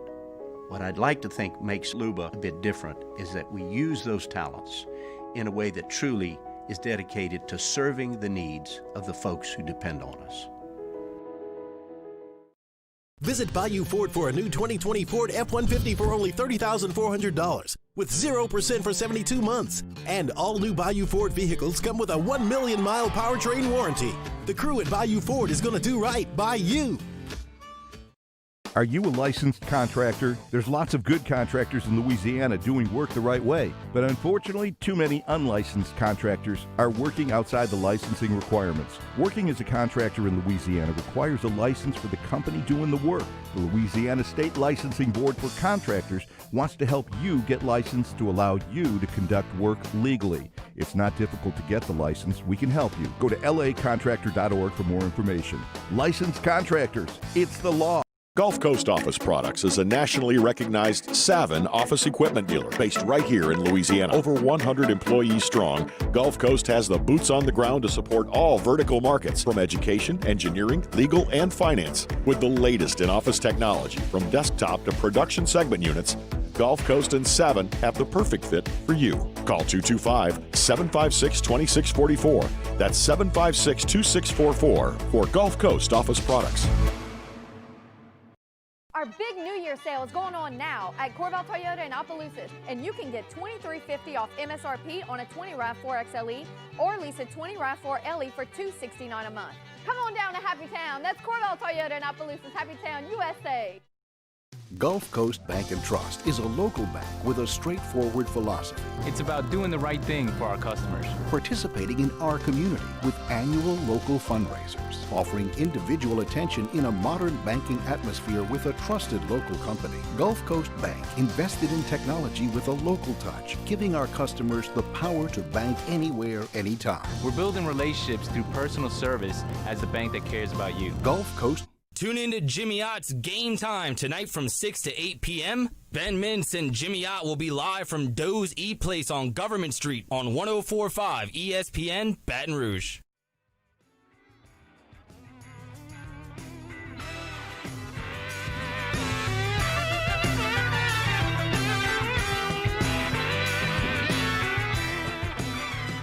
All-Star Toyota presents Off the Bench with Jordy Collada and T-Bob Hebert. ESPN Baton Rouge, New Orleans, Alexandria. All right, we talked to the LSU head football coach. Tigers planning business as usual on a football season. Herb Vincent from the SEC office said some discussions yesterday on contingency plans. No final decision until late July. Over at the LHSAA, some news yesterday, though their executive director, good friend of the show, Eddie Bonine, did make a point on Monday to say that the LHSAA has no plans to cancel fall sports at the present moment, but the LHSAA did make it official on Monday with the release of a sports-specific information on what kinds of practices and games that will be allowed depending on the phase, with the fourth phase being added beyond the state and government recommended guidelines, and they need to enter the fourth phase to get back out onto the field. Eddie Bonine, executive director, is back with us here on ESPN Baton Rouge, New Orleans, and Alexandria. Always a pleasure. Good morning. Good morning, fellas. Hope this catches you at a good time here in the middle of July almost. Yep.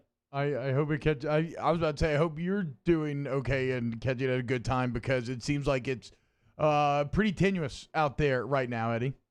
Well, you know what, T-Bob, it is and it isn't, and here's why I say that. Because when we went into our summer rules starting in June, in cooperation with the National Federation, which is the governing body for the 20,000-plus high schools, over 8 million student-athletes across the nation, their Sports Medicine Advisory Committee, our Sports Medicine Advisory Committee here in Louisiana, chaired by Dr. Greg Stewart at Tulane, the Department of Ed, and our Department of Health. We were on Zoom calls all during that time. We had the shelter-in-place order, and and communicating to try to get a guidance to our membership on what they can and can't do as we moved into summer rules. And we put that document out in June. Yesterday, I said phase 4. Well, maybe I could have just said post phase 3. But we have our own phases that were listed, and the general public wouldn't have seen those unless they were shared by membership or coaches or somebody like that. So we have our own phases, and majority of our phases, 1, 2, 3, all coincided with the governor's release of stage 0 phase or phase 1 static group of 10, phase 2 static group of 25, and the governor has static group of, right now under phase 2, static group of 50. We're still a static group of 25. Our coaches, our athletic directors, the school administration, all the way to the top, the superintendents have been doing an incredible job of making sure that they're adhering to what we need to do for not only the safety of the athletes, but the safety of the coaches and also the athletic trainers that our schools have, or their medical personnel. So they've done an incredible job with that. They get pieces of that. But in conversation with our football coaches advisory and other advisories of other fall sports, and it always seems like it's about football. Okay, well, we're going to talk about that at this point, is the fact that we needed to make sure that they wanted to know more specifics. What does that mean after phase 3? So I said phase 4 yesterday. If people are losing their minds, the fact that they can't find a phase 4, I get it. But at the end of the day, I could have just said post phase 3, but on our document that was posted on page 11, the gathering sizes are up to 50 individuals. What we need, guys, is, first of all, the state needs to go back to doing whatever we were doing that got us out of phase 1 to get into phase 2 that we're in right now. And it seems like we've been in phase 2 for a long time here with the state. Whatever we were doing back then, we need to continue to get back to that so we can get out of phase 2 and get into phase 3 statewide, which enables us to move our phase 2 into phase 3 with a static group of 50, not whatever that comes, because that's about businesses. We went from being able to have a gathering group of 50 to where now we're back to where we can order food, but we got to go to the curb to get it. We're going the wrong direction. So for us, we get into phase 3, meaning the state gets into phase 3. We get into phase 3 as well with our static group of 50, which you know as well as I do. You can't play a football game with only allowing 50 people. No. Period. Officials, chain gang, coaching staffs, athletes, social distancing. How are we going to do that? So I'm not waiting for a vaccine. The majority of the emails I've got from yesterday are from angry parents mad at me that I'm even entertaining the fact that we're going to play. Okay, so we're communicating through, Eric Held, our director of Coaches Association. Yep. He's knee-deep in preparing for the virtual coaches clinic we have coming up, but he's also fielding coaches for questions. So I'm hoping that today with you, and then I'm doing one in Shreveport later on today, this morning, interview, that just understand that we're in July 14th, okay?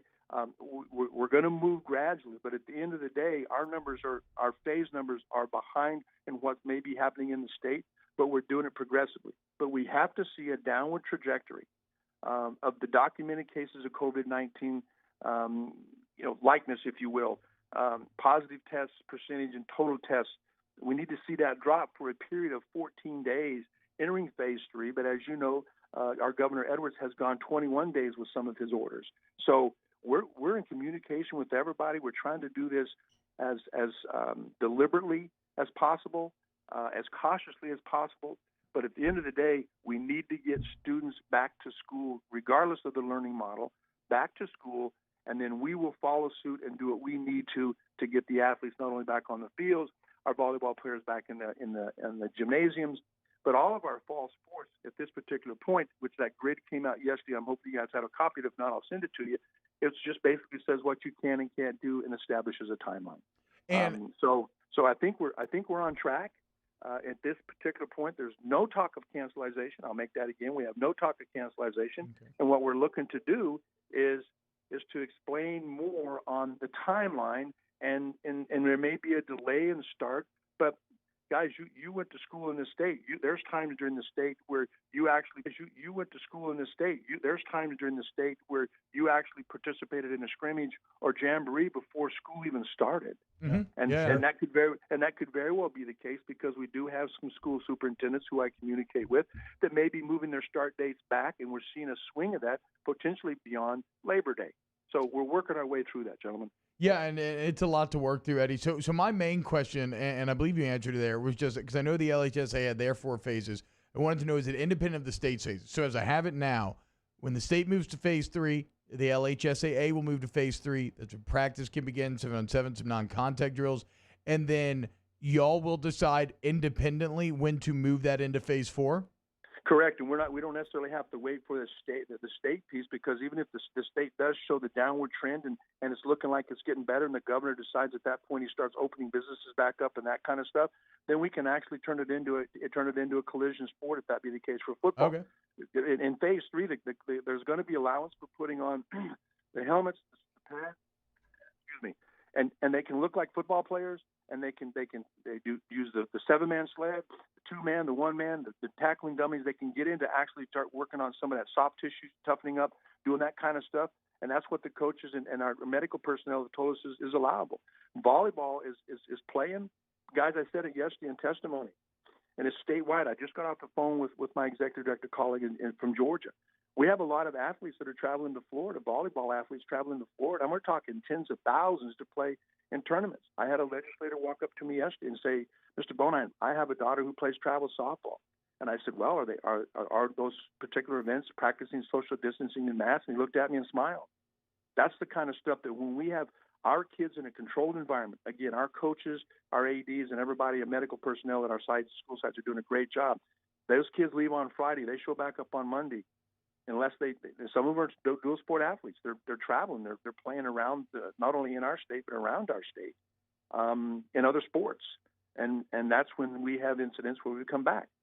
Over 50%, right at 50% actually, of our parishes, schools have had to either modify, suspend, or do some kind of change of their summer workouts because players have tested positive, and in cases coaches have tested positive, and they've had to put a cease to their programs for a time of 14 days, so nobody could potentially be in contact again, and they're doing their own contact tracing. So that's not common knowledge. It's not required to report that to me, but those are schools that have reached out and told us, hey, Mr. Bone, I'm just going to give you a heads up.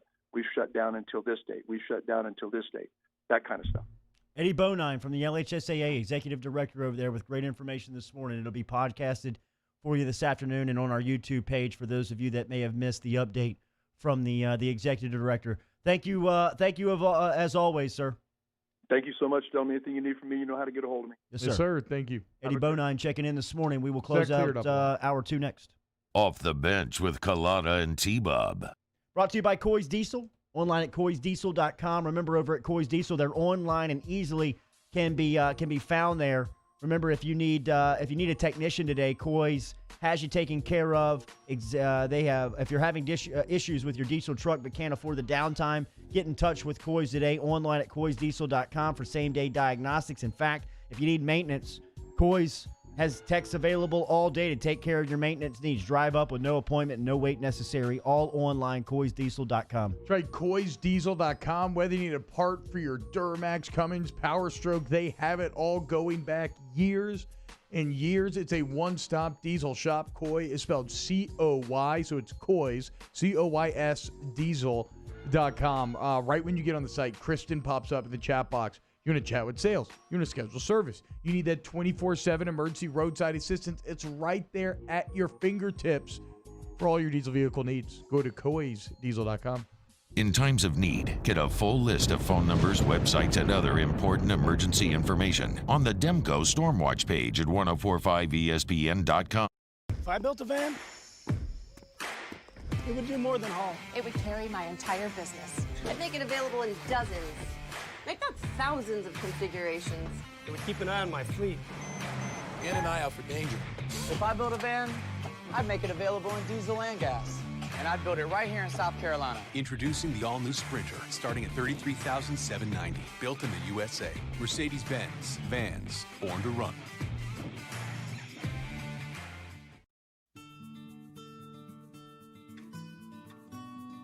This is a house call. This is a follow-up appointment. This is a diabetes checkup. This isn't just more convenient care, it's more advanced care. This is innovating healthcare at Louisiana's #1 hospital, Ochsner.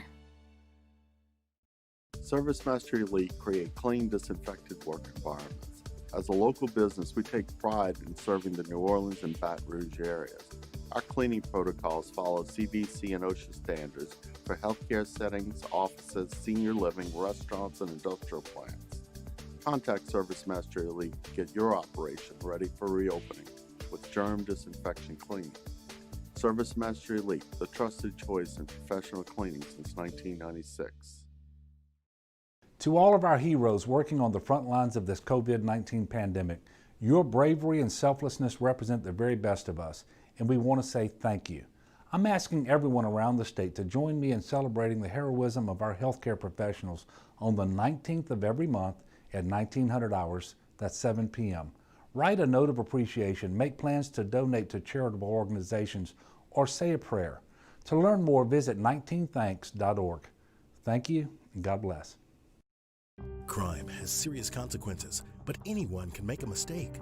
If you find yourself in trouble with the law, know that you have rights, and it's okay to demand them. The law offices of O.C. Brown are here to protect you and your rights. Felony or misdemeanor, DUI or drug charge. No matter what crime you're accused of, you still have rights. Let the law offices of O.C. Brown uphold them. Call 225-343-1111. Your law firm for a lifetime. At All-Star Toyota, you get it all. If you're in the market for an all-new Toyota vehicle, come see our friendly and knowledgeable sales team at All-Star Toyota. Located in Baton Rouge at the corner of Airline and Goodwood, we've been serving our community since 2005 by offering a large selection of new Toyota cars, trucks, and SUVs. Get behind the wheel of your dream car and take a test drive at All-Star Toyota today. Prompt. On the next edition of Hangin' with Hester and Hanny, Chris Doring of the SEC Network and SiriusXM Radio joins us as we continue discussing the landscape of college football for this upcoming season. Hangin' with Hester and Hanny, starting at noon on 104.5 ESPN Baton Rouge.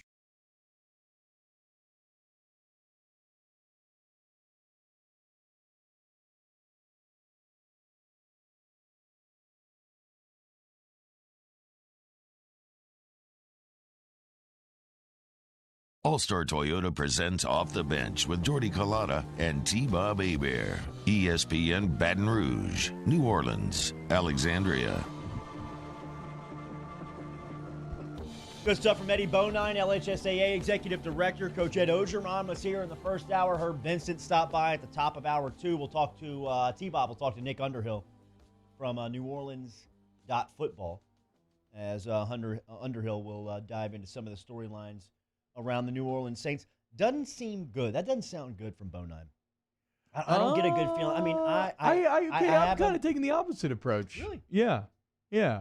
I thought it sounded like his main message was to come on here and be like, look, nothing's canceled. Yeah. We just have to move in the right direction. And I don't think that he wants to make a cancel call here in the middle of July. No, hell no. Hell no.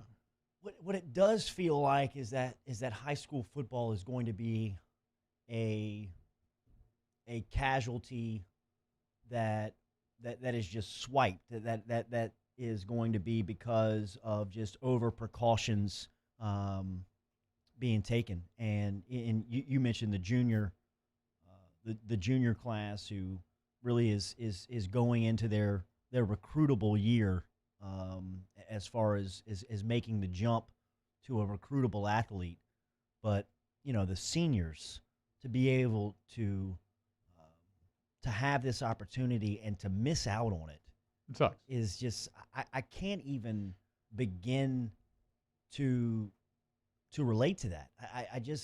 I have a 9-year-old son, and selfishly, outside of keeping everybody healthy and following the guidelines and making sure that we're doing the right things, the things I miss the most and the things that I'm starting to become more and more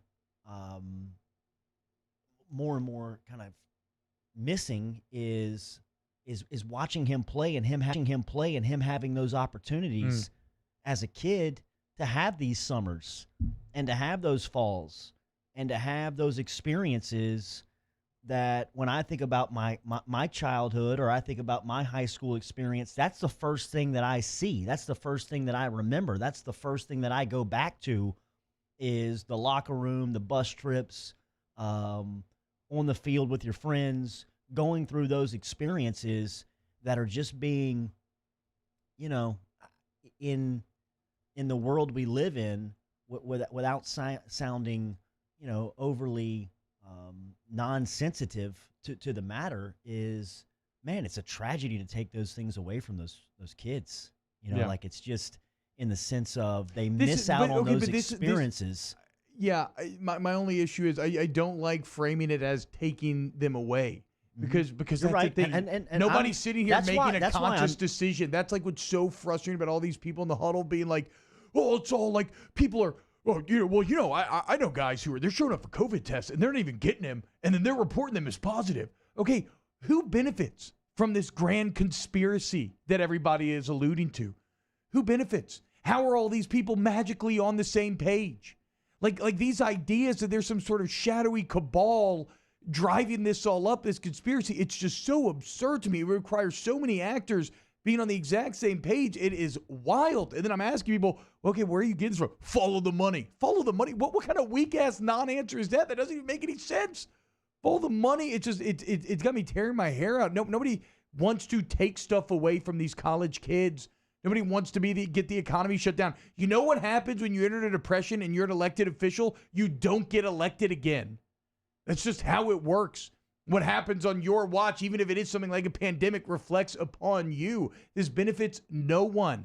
Everybody wants high school football to play, okay? Which is why it's so absurd when the collective medical consciousness is just asking you to wear a mask and saying that you can make a huge dent in things. And why I came out of the Bonine thing more hopeful is that, as Eddie just said, they are not, the phase 4, what he's talking about, is not phase 4 in the state. Okay, they will follow Louisiana to phase 3. We are in phase 2. Bad terminology. That is fair. If you could get to phase 3, then the LHSAA will as well. Then football practice will open, and then if things improve, they can decide on their own, okay, we're going to open it up to full contact. So football is not dead by any stretch, neither on the college level or the high school level. But people just need to stop being stubborn, man, and just do some very basic things, right? Just, try to distance a little more. Wash your hands. And wear a mask when you talk to people. You gotta wear it in your car. You gotta wear it at home. Something like that. You gotta wear it, you're walking outside alone, just when you're talking to people. Yeah, and that's why I'm so measured with my words and thinking about every word that I say, because I want to make sure that you're staying, staying sensitive to the fact of keeping the health at the forefront. But what I'm talking about is purely the experience about what is being not taken away, because that's the wrong term. My bad. I understand where you're going on that, but. You lose out on that. Fate has dealt them a brutal hand. You they're having lose to deal out with this on BS. that. If you're a 16, 17, 18-year-old right now, no matter if you play sports or not, just forget about it. Just the social aspect of the point you are in your life, right? Like for somebody like me who, I've almost become prideful in becoming antisocial in my older age. I was at my peak of social when I was in high school because of what was going on around me and everything that was there. It is. It's heartbreaking. It is sad. Jock had a clip of a kid who's like, I'd be crushed if I couldn't play football this year. And there's not a recruit or anything. It's just a kid who just wants to go out there with his boys and plays. It is heartbreaking. Just wants to go out there with his boys and plays. It is heartbreaking. It's the hand that fate has dealt. Hour 3 coming at you with Off the Bench. New Orleans Saints discussion with Nick Underhill, who is our resident expert here on the Saints, here on Off the Bench. Coach O, Herb Vincent, Eddie Bonine, all on today's YouTube page, and a part of today's podcast will be brought back to you by Carriages of Baton Rouge. I'm out. T-Bob's in for another hour. I'll talk to you tomorrow at 7 a.m. All right, we got Nick Underhill coming up next hour. Going to lay out exactly how much Joe Brady took from the Saints to the Tigers. Off the Bench with Kalana and T-Bob. Gulf Coast Bank and Trust is a local bank with a straightforward philosophy. It's about doing the right thing for our customers. Participating in our community with annual local fundraisers, offering individual attention in a modern banking atmosphere with a trusted local company. Gulf Coast Bank invested in technology with a local touch, giving our customers the power to bank anywhere, anytime. We're building relationships through personal service as a bank that cares about you. Gulf Coast Bank and Trust, the bank that cares about you. This is a house call. This is a follow-up appointment.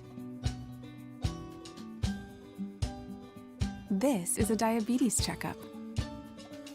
This isn't just more convenient care, it's more advanced care. This is innovating healthcare at Louisiana's #1 hospital, Ochsner. To all of our heroes working on the front lines of this COVID-19 pandemic, your bravery and selflessness represent the very best of us, and we want to say thank you. I'm asking everyone around the state to join me in celebrating the heroism of our healthcare professionals on the 19th of every month at 1900 hours, that's 7 p.m. Write a note of appreciation, make plans to donate to charitable organizations, or say a prayer. To learn more, visit 19thanks.org. Thank you, and God bless. Crime has serious consequences, but anyone can make a mistake. If you find yourself in trouble with the law, know that you have rights, and it's okay to demand them. The law offices of O.C. Brown are here to protect you and your rights. Felony or misdemeanor, DUI or drug charge. No matter what crime you're accused of, you still have rights. Let the law offices of O.C. Brown uphold them. Call 225-343-1111. Your law firm for a lifetime. At All-Star Toyota, you get it all. If you're in the market for an all-new Toyota vehicle, come see our friendly and knowledgeable sales team at All-Star Toyota. Located in Baton Rouge at the corner of Airline and Goodwood, we've been serving our community since 2005 by offering a large selection of new Toyota cars, trucks, and SUVs. Get behind the wheel of your dream car and take a test drive at All-Star Toyota today. Prompt, professional, reliable. If you're looking for a breath of fresh air with your AC and heating needs, call the professionals at Anison Bitter. Anison Bitter, a Rheem Pro partner, keeping your family comfortable for over 25 years. Hey, T-Bob, sports wouldn't be the same without the die-hard fans, so we're highlighting the fans that do it the most. Every week, 104.5 ESPN Baton Rouge brings you the Citizens Bank Fan of the Week. Check it out, 1045ESPN.com.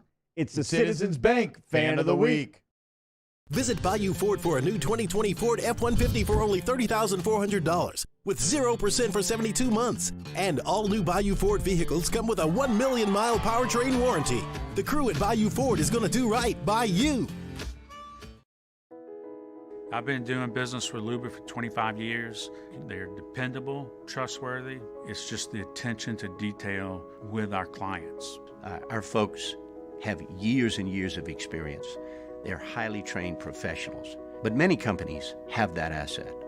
What I'd like to think makes Luba a bit different is that we use those talents in a way that truly is dedicated to serving the needs of the folks who depend on us. Our big New Year sale is going on now at Corval Toyota in Opelousas, and you can get $3,200 off MSRP on a 20 Tacoma TRD or lease a 2020 Tacoma Special Edition for $209 a month. Come on down to Happy Town. That's Corval Toyota in Opelousas, Happy Town, USA.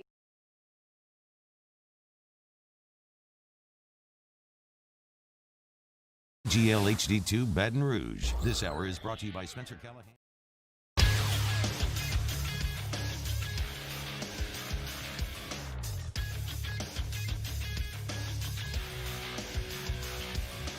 Good morning. It's 9 a.m. on Tuesday, July 14th. Today in Baton Rouge, expect to see partly cloudy skies with a high of 94. In case you missed hours 1 or 2 of the show, you can catch that up at the on-demand section at 1045ESPN.com. Brought to you by Carriages. Coming up on OTB OT, Nick Underhill will join T-Bob to talk the Saints at 9:30. All today's show by joining us inside the 1045 ESPN Huddle app. Brought to you by Bayou Ford on Twitter or Instagram at OTB_ESPN. Make sure you subscribe to the Off the Bench YouTube channel for new content daily. And also check us out on the Off the Bench Facebook page. OTB OT starts right now.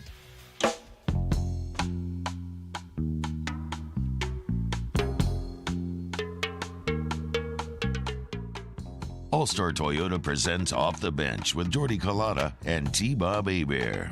ESPN Baton Rouge, New Orleans, Alexandria.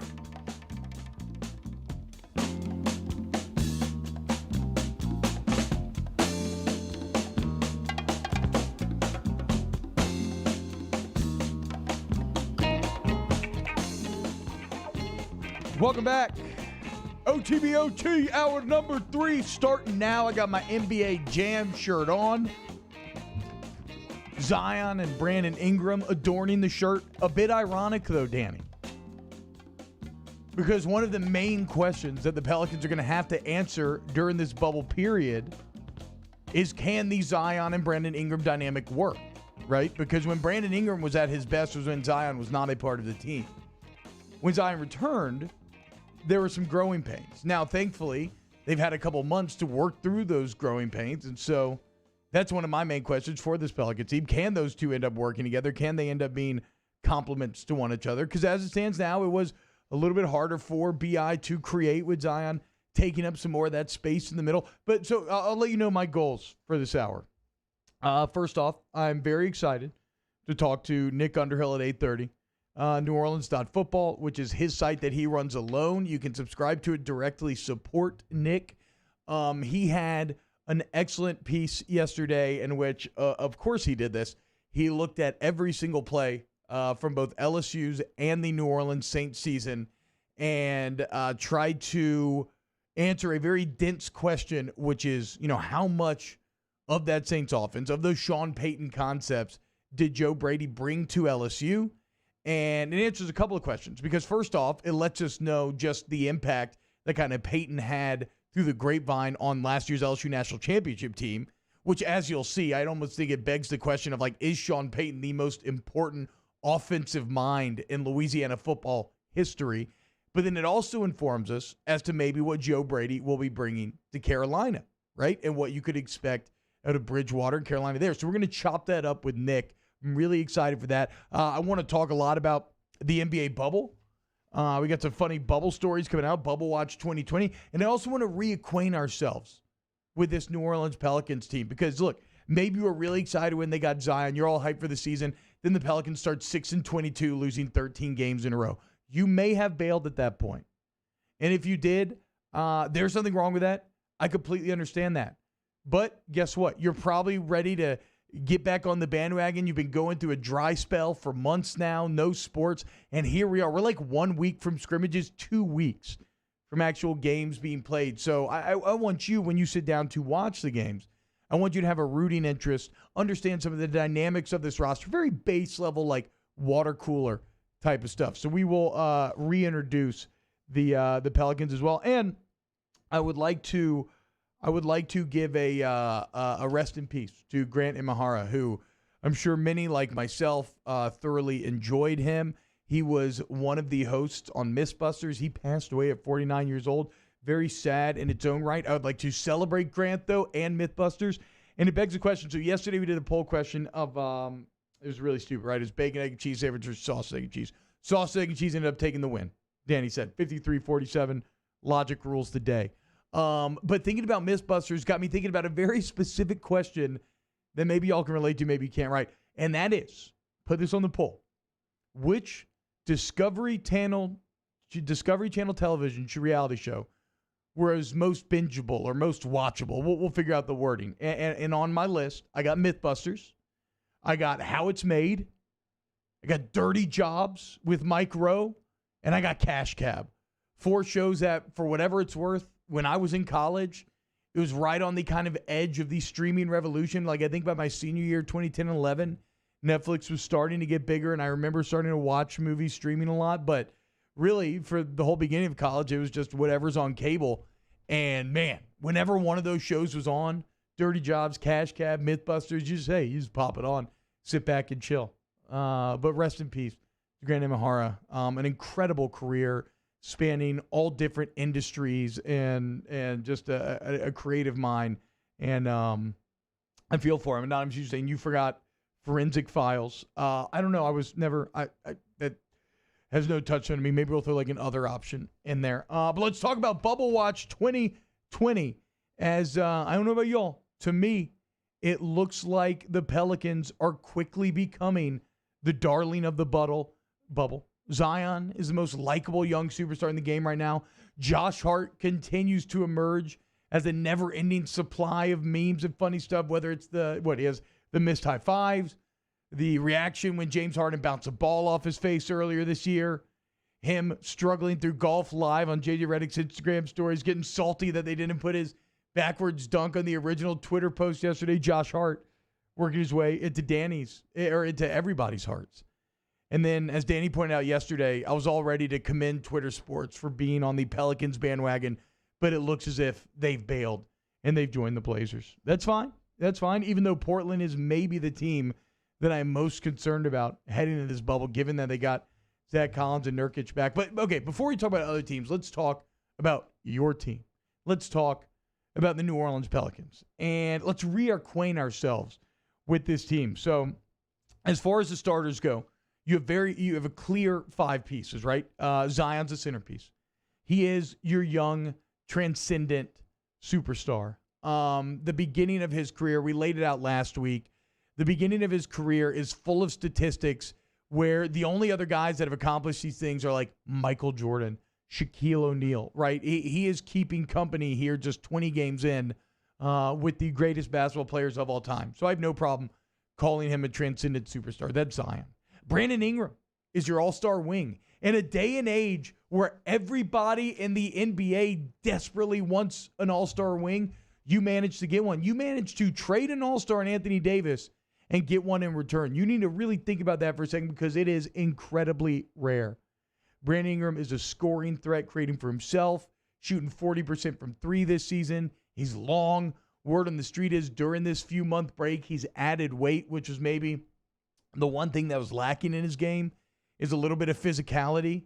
So those are your top 2 guys right there. And those are going to be your main scorers right there. But this is where the starting lineup gets actually pretty damn strong, is that you have your scorers there, and then the rest of this crew, very good defensively. And next I'm going to go to Lonzo Ball, a player whose career was kind of deemed a failure in Los Angeles. But Lonzo Ball has found new life in New Orleans, and it's not just the culture, it's not just the franchise and the vibes that he seems to enjoy more, but on the court, this is a player who has been completely different this year. In the final 5 games before the NBA shut down, as Andrew Lopez pointed out on Twitter, he was averaging 20.7 boards, 7 assists a game, actually it was 28 and 8, and he was shooting 50% from 3. He's shooting over 40% on the season. A man who used to have almost a Sean Marion-esque ugly shooting form, he's now hitting 40%. Shout out to Pelicans shooting coach Fred Vinton. But I don't want to focus on Lonzo's offense, or not his scoring at least, because that's not where his value comes in. His value comes in is he's super long, super tall for a point guard. He's excellent defensively, and at his core, he is an unselfish player.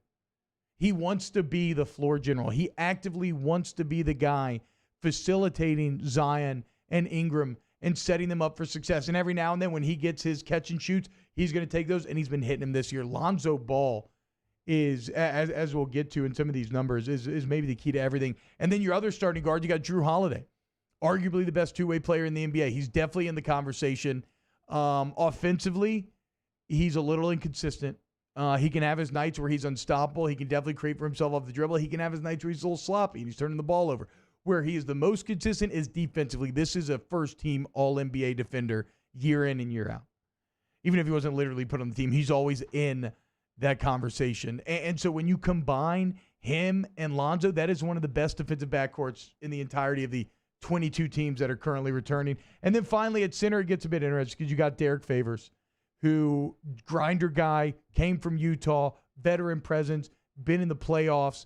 Him and Zion were kind of getting things going a little bit better at the end. Him and Zion, maybe not the best compliments for each other. They both kind of fill up space. They need to work that out. But either way, Favors gives you that, for you LSU basketball fans, almost like a Cavell Bigby Williams element, where he's going to be a rim protector. He's going to rebound, but he can also get you 10 points. Like, he's a big 10 and 10 type of player. And then to get to the bench, a couple players I think bear mentioning. Nicolo Melli, the European sharpshooter, somebody who has gotten consistently better as he's acclimated the NBA's year gone. And why he's worth highlighting is where Favors and Zion don't always pair well, Zion and Melli go together wonderfully, especially in the space age of the NBA where it's positionless basketball. Melli is that stretch five where he can take the big man out on the perimeter. He's going to hit over 40% of his threes. Nicolo Melli and Zion working together is going to do big things in these 8 games. You got Josh Hart on the squad. Like I said, super likable. Also the ultimate glue guy. No expectation. Just go out there, play hard, throw your body around, put your body on line. And then finally, you got J.J. Redick, the savvy, sharp-shooting veteran, right? Like if this was a Hateful Eight type of situation, J.J.'s the guy who's seen it all before. And yeah, physically, he's not the most dominant anymore. He's kind of barely hanging on. He's hobbling around. But still, none of these young cats go after him because they know if you try to draw with J.J., he's got the quicker and the more accurate gun. You got a guy in J.J. Redick that has never missed the playoffs, which is one of the fun storylines entering this 8-game series, right? Can you keep one of the most impressive streaks in the entirety of the NBA alive? I mean, it's been now 15 years, I believe, for JJ. Made the playoffs every single year. Well, these 8 games will decide whether or not that streak continues. So that's 8 players right there that you can watch and look forward to in this bubble and look forward to them complimenting each other and how they evolve. And just talking about the Pelicans, man, and after such a dearth of sports over the last couple of months, it makes me so excited that we are now just 2 weeks away. And good news, if you're a Pelicans fan like me and you love the broadcast team, shout out to our guy, the guy with the best voice in all the world. That is Joel Myers, Antonio Daniels, Jen Hale. They will be broadcasting all 8 games. So you can catch it right there at Fox Sports NOLA. And actually, they're going to do it from the Smoothie King Center, which is a bit odd. They're going to be working in an empty Smoothie King Center. I hope they do like a Korean baseball thing and they stick like a bunch of funny dolls and stuff in the crowd behind them. We'll see. But there you go. It's a little bit of a Pelicans primer, okay? Maybe you backed off the Pelicans a little bit. Now you got a couple talking points. Get a little storyline of interest. Got some stakes going into these 8 games. When we get back, we'll touch on the we'll get a little primer for this Nick Underhill interview as he looked at every single play that LSU and the Saints ran and tried to figure out just how much of that Saints DNA Joe Brady took to that LSU National Championship offense. Coming up next here on OTB OT, 104.5, 100.3, 94.7 ESPN. OTB OT. Sports will be back. But for now, we're all rooting for a different kind of hero. Let's embody the best parts of sports. Teamwork, sacrifice, resilience. One goal. Together. This isn't just another day. It's so much more. Kelly's life was put on hold when her Ochsner primary care doctor discovered a rare blood disorder. Her doctor connected her to an Ochsner care team of cancer, heart, and kidney specialists. With multiple primary care locations around Baton Rouge, same-day appointments, and online scheduling, we're relentless about keeping you healthy. Ochsner Baton Rouge, innovating healthcare for Kelly. Gulf Coast Bank and Trust is a local bank with a straightforward philosophy. It's about doing the right thing for our customers. Participating in our community with annual local fundraisers. Offering individual attention in a modern banking atmosphere with a trusted local company. Gulf Coast Bank invested in technology with a local touch, giving our customers the power to bank anywhere, anytime. We're building relationships through personal service as the bank that cares about you. Gulf Coast Bank and Trust, the bank that cares about you. Are you a licensed contractor? There's lots of good contractors in Louisiana doing work the right way, but unfortunately, too many unlicensed contractors are working outside the licensing requirements. Working as a contractor in Louisiana requires a license for the company doing the work. The Louisiana State Licensing Board for Contractors wants to help you get licensed to allow you to conduct work legally. It's not difficult to get the license. We can help you. Go to lacontractor.org for more information. Licensed contractors, it's the law. Our big New Year sale is going on now at Corval Toyota in Opelousas, and you can get $23.50 off MSRP on a 20 RAV4 XLE or lease a 20 RAV4 LE for $269 a month. Come on down to Happy Town. That's Corval Toyota in Opelousas, Happy Town, USA. Gulf Coast Office Products is a nationally recognized Savin office equipment dealer based right here in Louisiana. Over 100 employees strong, Gulf Coast has the boots on the ground to support all vertical markets from education, engineering, legal, and finance. With the latest in office technology, from desktop to production segment units, Gulf Coast and Savin have the perfect fit for you. Call 225-756-2644. That's 756-2644 for Gulf Coast Office Products. If I built a van, it would do more than haul. It would carry my entire business. I'd make it available in dozens, if not thousands of configurations. It would keep an eye on my fleet. And an eye out for danger. If I built a van, I'd make it available in diesel and gas. And I'd build it right here in South Carolina. Introducing the all-new Sprinter, starting at $33,790. Built in the USA. Mercedes-Benz. Vans. Born to run. Service Mastery Elite create clean, disinfected work environments. As a local business, we take pride in serving the New Orleans and Baton Rouge areas. Our cleaning protocols follow CDC and OSHA standards for healthcare settings, offices, senior living, restaurants, and industrial plants. Contact Service Mastery Elite to get your operation ready for reopening with germ disinfection cleaning. Service Mastery Elite, the trusted choice in professional cleaning since 1996.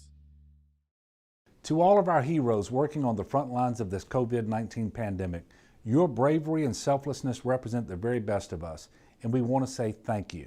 I'm asking everyone around the state to join me in celebrating the heroism of our healthcare professionals on the 19th of every month at 1900 hours, that's 7 p.m. Write a note of appreciation, make plans to donate to charitable organizations, or say a prayer. To learn more, visit 19thanks.org. Thank you, and God bless. Hey, T-Bob, sports wouldn't be the same without the die-hard fans, so we're highlighting the fans that do it the most. Every week, 104.5 ESPN Baton Rouge brings you the Citizens Bank Fan of the Week. Check it out, 104.5. Tune in to Jimmy Ott's Game Time tonight from 6 to 8 p.m. Ben Mintz and Jimmy Ott will be live from Doe's E-Place on Government Street on 104.5 ESPN Baton Rouge.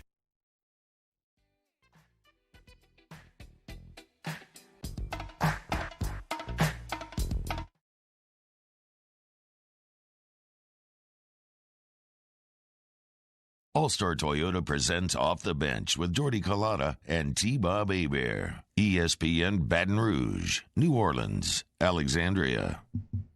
Murder Giraffe says How It's Made is a top-tier nap time show. That is true. You a little hungover. Maybe you got like a Powerade or something with you. You're laying on the couch. You're just not feeling great. How It's Made comes on. And you're watching all of that wonderfully satisfying automation build something that is so innocuous you never realized how fascinating it is, right? It could be like, I don't know, like this is how we build your toasters. This is how we build the buttons on your pants. And I guarantee How It's Made is going to make it look really peaceful, really enjoyable, and just really pleasant. So somebody mentioned Deadliest Catch, saying they wanted that to be in the 4 Discovery Channel shows. My only issue with that, and look, this is just personal taste. Deadliest Catch was always just a little too intense for what I was looking for out of those shows, right? Cash Cab was fun to sit there and try to answer the questions. Mike Rowe just may be one of the most likable human beings to ever grace a television screen from Dirty Jobs, right? I mean, who was it? Like, we talked a lot about Mike Golick and his likability factor and how he made it multiple decades on national radio because of that. Well, Mike Rowe and Dirty Jobs is right there as well. Another show, very relaxing. And then I also think that Mythbusters, maybe a little less relaxing, a little more fun, but still would fall into that same category. So go ahead. It is up on the, is it the Off the Bench Twitter? Okay, the poll question is up. Which Discovery Show channel is most watchable? Rest in peace, Granny Mihara. Somebody asked me if I was an Instagram model, would I go to the NBA bubble? And I would. Because I think there's, a lot of money made. I guess I just am trying to figure out an awkward transition into some bubble talk. Bubble life is expensive. How about this? The bubble that, and this is why earlier when we were talking about the LHSAA and people trying to draw parallels between the NBA and the LHSAA, there's just, there's no correlation between the two because of this. The NBA is spending $170 million for these 3 months creating this bubble. That's the cost of like the testing. I'm guessing paying for the hotels, paying for the food services, paying for all the workers and everything, and trying to keep everybody safe. It's wild. And right now, the Athletics' Joe Vardon is currently, he has entered the bubble, and reading his kind of firsthand account, I liked how he said, quote, the beginning of what could be the last great American sports writing assignment. I mean, this is something completely unprecedented, but he's just talking about getting in the bubble and everything, blah, blah. But there's a line in there that really stuck out to me, just how wild this would really be, is he's going to be sitting in an empty gym, no fans allowed, and he is going to be watching LeBron James and like Giannis Antetokounmpo. He's going to be watching these guys do battle in the playoffs with a front row seat with no one in the stands. And I know we know all that, right? We've sat there and we've talked about no fans being there. But if you really stop and put yourself in your shoes and try to imagine how odd that dynamic is going to be, to be on the front row, be able to hear everything. Like, what's the intensity level going to be like if it's like game 6 of a playoff series and nobody's in there? And as a media member, to have a front row seat is going to be absolutely, it's just going to be wild. And to show you how serious the NBA is taking the bubble, perhaps you've heard this, Kings center Rashawn Holmes, he got like some waiters, right? He got some Postmates, whatever it was. He got food delivered. He stepped over the campus line, crossed the line just for a few minutes, crossed the line to pick up said delivery food. Bam, Adam Silver, got him. He now has to be quarantined for 10 days.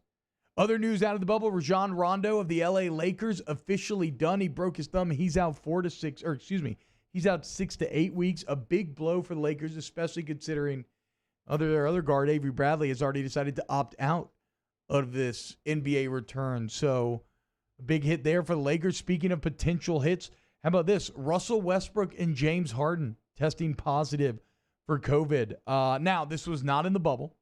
This was prior to the team's departure. But, I mean, I can't help but think, look, people said that this pair would never work together. Look at him now. They're so close that they're even catching COVID together. There's a lot of excellent strip club and hookah jokes to be made here. But I think the more impactful takeaway from this story is simply about the potential on-court impact that this could have. Because here you are. This is when you're supposed to be getting back into shape. This is when you're practicing with the team. You got scrimmages coming up next week, games after that. This is when you're starting to get back into playing form, and yet here the Houston Rockets sit. Like, how are they supposed to practice? Why would you even, if you were a player on the Rockets, would you even feel like practicing if Harden and Westbrook aren't there? Like, is that representative of your team in the slightest? No.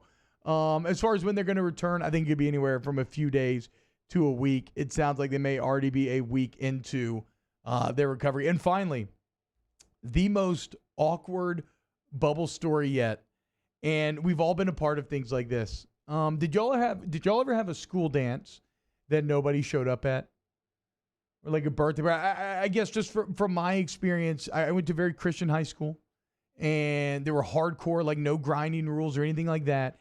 And for my senior prom, they had the local Christian radio station 104.7 The Fish DJ it.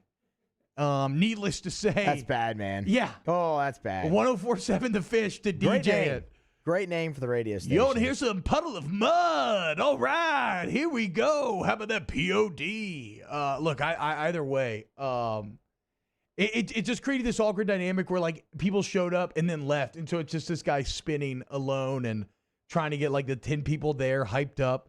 Well, the NBA had their awkward party version of this. As you know, look, man, I get it. The NBA, they're trying to give the players entertainment. Everybody's stuck in the bubble. It's very wholesome. They planned DJ parties at the 3 pools of the 3 major hotels. One player showed up. One player. So they got DJs out there, music, who was food. Everybody's supposed to be having a good time. One player showed up. It was Dwight Howard. Oh no! Which is even more awkward because he's already like very cheesy to begin with. So, yeah, Dwight was talking about until Anthony Davis when he relayed the story. I guess Dwight showed up, and no one else was there. And I feel so bad for the DJs because when you're a DJ and you got that call, you're like, what? I'm gonna be spinning for like James Harden. I mean, I'm going to be spinning for Anthony Davis, Zion Williamson. They're going to get to hear me, and then they show up, and no, it's like inviting kids to a birthday party, and nobody shows up. But you do you, Adam Silver. Look, that was a party that was begun with the best of intentions. So I'm excited to see where this bubble keeps going. I'm excited to see this Pelicans team. I'm excited to talk to Nick Underhill about how many of the passing concepts Joe Brady brought over from the New Orleans Saints to last year's LSU Tiger National Championship team. And I guess my big takeaway from his article, what's pretty fascinating, is the concepts that Sean Payton was employing. Like, these are already confusing for an NFL defense. Now, they do a pretty good job defending them, but they're already able to put NFL defenses in impossible spots. What you witnessed last year was what happens when you take those concepts and then you inject it into a college game, and then the final piece, and maybe the biggest piece, you combine it with a quarterback that 90% of the time, 95%, is going to make the right decision, and you created something that is wholly unstoppable. So we'll get some more detail from Nick Underhill of New Orleans Football next here on OTB OT, 104.5, 100.3, 94.7 ESPN. OTB OT. We opened up the playbook and expanded our coverage. Listen daily in high definition on 98.1 HD2. We are 104.5 ESPN Baton Rouge. Gulf Coast Bank and Trust is a local bank with a straightforward philosophy. It's about doing the right thing for our customers. Participating in our community with annual local fundraisers. Offering individual attention in a modern banking atmosphere with a trusted local company. Gulf Coast Bank invested in technology with a local touch, giving our customers the power to bank anywhere, anytime. We're building relationships through personal service as the bank that cares about you. Gulf Coast Bank and Trust, the bank that cares about you. This is a house call. This is a follow-up appointment. This is a diabetes checkup. This isn't just more convenient care, it's more advanced care. This is innovating healthcare at Louisiana's #1 hospital, Ochsner. At All-Star Toyota, you get it all. If you're in the market for an all-new Toyota vehicle, come see our friendly and knowledgeable sales team at All-Star Toyota. Located in Baton Rouge at the corner of Airline and Goodwood, we've been serving our community since 2005 by offering a large selection of new Toyota cars, trucks, and SUVs. Get behind the wheel of your dream car and take a test drive at All-Star Toyota today. Crime has serious consequences, but anyone can make a mistake. If you find yourself in trouble with the law, know that you have rights, and it's okay to demand them. The law offices of O.C. Brown are here to protect you and your rights. Felony or misdemeanor, DUI or drug charge. No matter what crime you're accused of, you still have rights. Let the law offices of O.C. Brown uphold them. Call 225-343-1111. Your law firm for a lifetime. Hey, T-Bob, sports wouldn't be the same without the die-hard fans, so we're highlighting the fans that do it the most. Every week, 104.5 ESPN Baton Rouge brings you the Citizens Bank Fan of the Week. Check it out, 1045ESPN.com. It's the Citizens Bank Fan of the Week. Our big New Year sale is going on now at Corval Toyota in Opelousas, and you can get $3,200 off MSRP on a 20 Tacoma TRD or lease a 2020 Tacoma Special Edition for $209 a month. Come on down to Happy Town. That's Corval Toyota in Opelousas, Happy Town, USA. I've been doing business with Luba for 25 years. They're dependable, trustworthy. It's just the attention to detail with our clients. Our folks have years and years of experience. They're highly trained professionals, but many companies have that asset. What I'd like to think makes Luba a bit different is that we use those talents in a way that truly is dedicated to serving the needs of the folks who depend on us. Prompt, professional, reliable. If you're looking for a breath of fresh air with your AC and heating needs, call the professionals at Anison Bitter. Anison Bitter, a Rheem Pro partner, keeping your family comfortable for over 25 years. Are you a licensed contractor? There's lots of good contractors in Louisiana doing work the right way, but unfortunately, too many unlicensed contractors are working outside the licensing requirements. Working as a contractor in Louisiana requires a license for the company doing the work. The Louisiana State Licensing Board for Contractors wants to help you get licensed to allow you to conduct work legally. It's not difficult to get the license. We can help you. Go to lacontractor.org for more information. Licensed contractors, it's the law. Visit Bayou Ford for a new 2020 Ford F-150 for only $30,400 with 0% for 72 months. And all new Bayou Ford vehicles come with a 1 million mile powertrain warranty. The crew at Bayou Ford is going to do right by you. On the next edition of Hanging with Hester and Hanny, Chris Doring of the SEC Network and SiriusXM Radio joins us as we continue discussing the landscape of college football for this upcoming season. Hanging with Hester and Hanny, starting at noon on 104.5 ESPN Baton Rouge.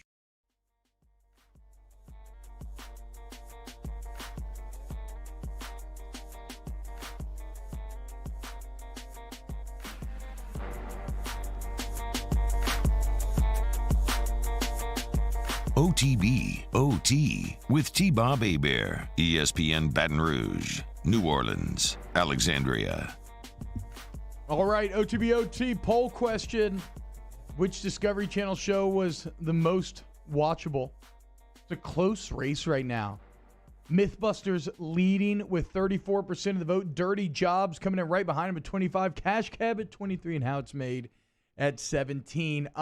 Nick Underhill is our next guest of New Orleans Football, which, for what it's worth, like I said last week, it has reignited my kind of Saints reading passion as Nick just does incredible work on the site. Go check it out. Sign up. Support Nick's work. Nick's work. Nick, do you have an opinion on that Discovery Channel question? Like, do you have a show that back in the day, whenever it popped on, you just kind of caught yourself sitting down and watching it?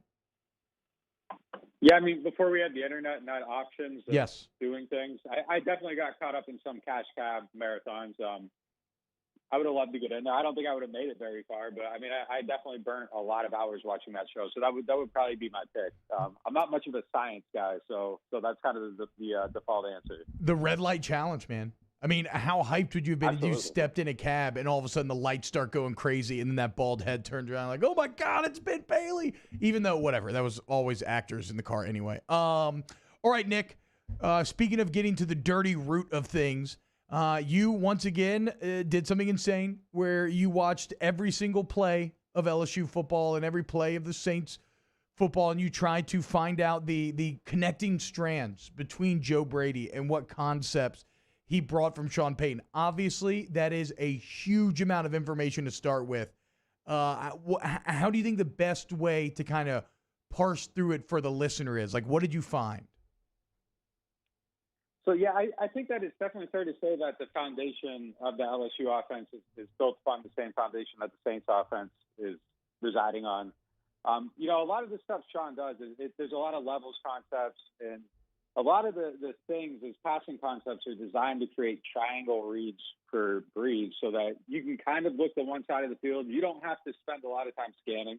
But you get three reads and you can hit them. And I think a lot of the stuff that Brady was doing last year was based upon the same stuff. And there's just a handful of Sean Payton passing concepts that are staples of what they do. And you'll see it show up 4, 5, 6, 7 times a game, from different formations and the routes coming from different places, but it all comes together to create the same thing. And, those same hallmarks are all throughout the LSU passing offense last year. And, I actually started drawing every play LSU ran, and I got about 30% of the way done.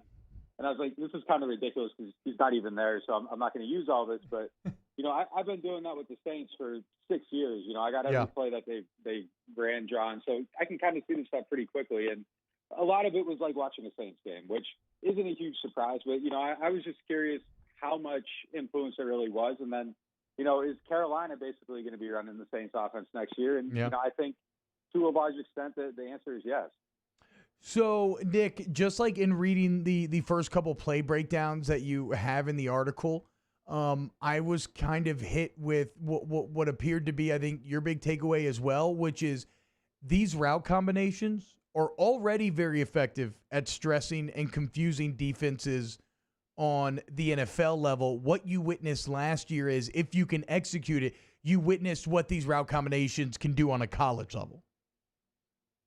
Yeah, if you're not disciplined, I mean, there's a lot of stuff they do that they'll run, especially stuff from trips. Through the routes will be designed to just put the safety in a spot where he has to choose. And in the NFL, you're a little bit more disciplined and you can wait on things a little bit more. And guys are, a little bit more athletic and they've seen more. So they don't get caught as often looking the wrong place or biting the wrong place. But it does happen. But, at the college level, I mean, this stuff was just shattering, the safeties. And you bite on the underneath route and it's right there on the outside or vice versa. And, it was kind of crazy just to see how easy it was for them to get guys open last year. And I think, that's reflected in how many yards LSU had after the catch.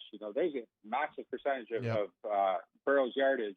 And that's, guys getting open 30 yards down the field and then running another 30, after the catch to the end zone. So, I mean, I think a lot of these play designs made things, and not to take anything away from Joe Burrow, who, for my lifetime, I think is the best college QB I've watched.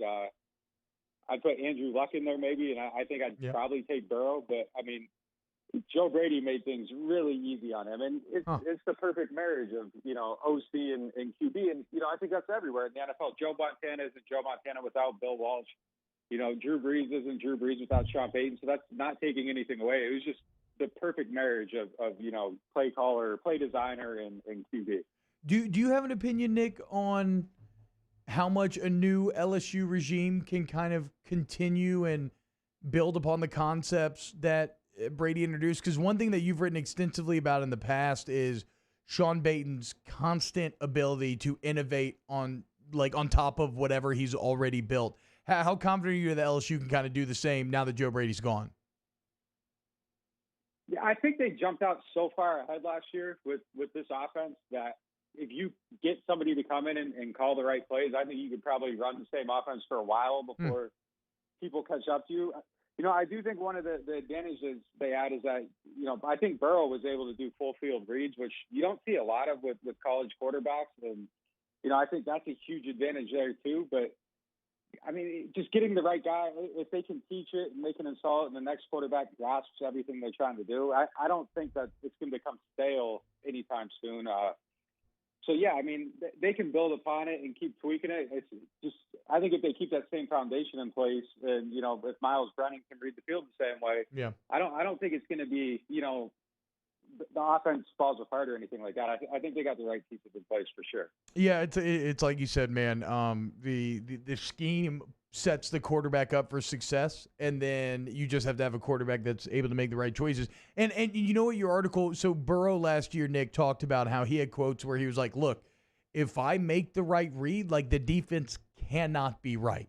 No matter what they do, there is an answer. I thought that was exemplified in your piece, which you can find on NewOrleans.football. Go sign up for the site today. And so I want to ask you, because Peyton's kind of route combinations better than probably anybody in the media world that maybe didn't play for Sean Payton. Are these combinations that he uses and has created, how unique are these in the grand scheme of the NFL? What stops, what stops other teams just from, just taking everything that they do? Well, I think one thing that stops teams from taking everything they do is a lot of guys just haven't gotten hired from there. Joe Lombardi got out. It didn't really work out in Detroit. I'm not sure why Pete Carmichael's really never gotten the shot. I thought that, at some point somebody would have tried to hire him away, but I think he becomes a victim of, some of the stupid thinking in football. He doesn't present like a football guy, he's kind of more like just a regular guy. He looks like a teacher almost, and he's got glasses. Command of the room or anything. It sounds really dumb, but he's got glasses, and it's you don't think of a football coach having glasses. It's true, and it's such a dumb thing. I mean, I think you see Joe Judge gets hired in New York, and he's just he could be a drill sergeant. He just has the command of the room, and that matters. So they just haven't had a lot of guys leave there, and Brady's really one of the first. Ryan New left. He's coaching Ball State, I believe. You got Joe Brady out there. I mean, there just aren't a lot of branches of the Sean Payton coaching tree. It's not because it's not qualified or anything. It's just the guys just haven't, and I think a lot of it's because of Pete Carmichael plugging that top spot. But I do think that there's a lot of this. Some of the stuff they do, I think you do see some of these levels concepts in that, throughout the league, and some of it has been adopted. And, I mentioned Burrow's ability to do full field reads, but, a lot of the stuff they do, and, it goes to what you were just saying about him saying if he makes the right read, he can't screw up. A lot of the stuff they do, you only got to see half the field. And like I said, you get that triangle, you get 3 reads, and those route concepts are just kind of designed to break a side of the a side of the defense and overload it. And somebody's going to have to make a decision. And if you choose wrong, and you're going to end up choosing wrong if you end up having to wait too long. And then, not to go off on too much of a tangent, but another part of this is Burrow's ability outside of the pocket, which, extends these plays. And Sean talks often about, making plays off script. And I think that's why they like Taysom so much. If you can run these route concepts, overload a side of the field, quarterback gets out of the pocket, your play becomes 3-4 seconds, there's always going to be someone there. And you saw so much of that last year. So as good as the offense was, a lot of the stuff Burrow was able to do, off script, I think just accentuated it. And, that's how you get to the greatest offense probably of all time in college football. Dude, that just makes me so, lusty's probably not the right word, but whatever. It makes me so lusty for the reality in which the Saints get to draft Patrick Mahomes. I mean, what would the ceiling be with that offensive mind? And I like that you mentioned that triangle concept, because I talked to Coach O earlier this offseason, and I was kind of asking him, his understanding of the offense, and that's what he was going back to as well. That essentially it all revolves around that triangle, creating that triangle, which puts the DBs in an impossible-to-solve equation. But yeah, man, so Pat Mahomes, you can run with those fantasies. You do have an article that does just that. But why bring him up is because he just got a 10-year deal. If you look at this New Orleans Saints team right now, and I always tell you have to give one player a 10-year deal, or maybe a couple. Who's even eligible for that conversation? I think there's really only 3 guys. I would probably go Ryan Ramczyk first. I think he's probably the safest one. Then I would go to Eric McCoy, and not to stretch, just based off of one season, but 10 years is a really long time.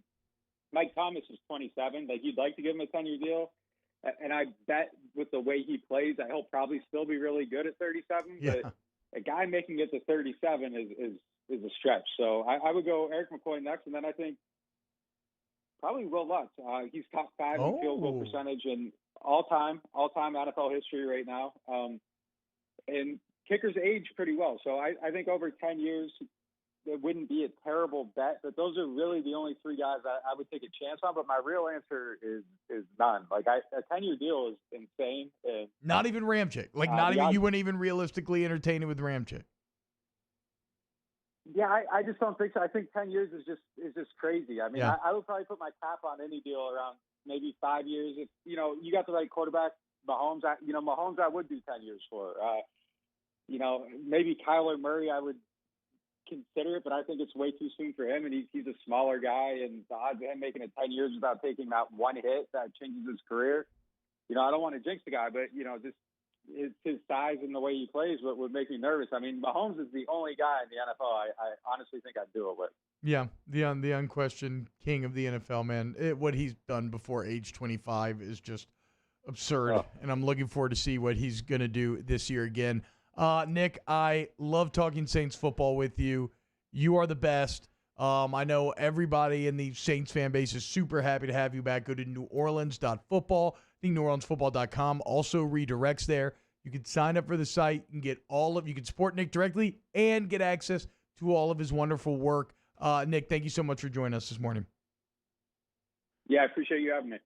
And that is at Nick_Underhill if you want to follow him on Twitter. Like I said, just a great Saints voice. So essentially, as he said, right, a lot of what, and that's why I brought up the question earlier. A lot of what Sean Payton has created, Joe Brady, that was the foundation. It's not one-to-one, but that was the foundation upon which this LSU offense was built. Some other takeaways from the article are simply that, look, you can run these route combinations which stress the defense from a ton of different formations and a ton of different personnel groupings, right?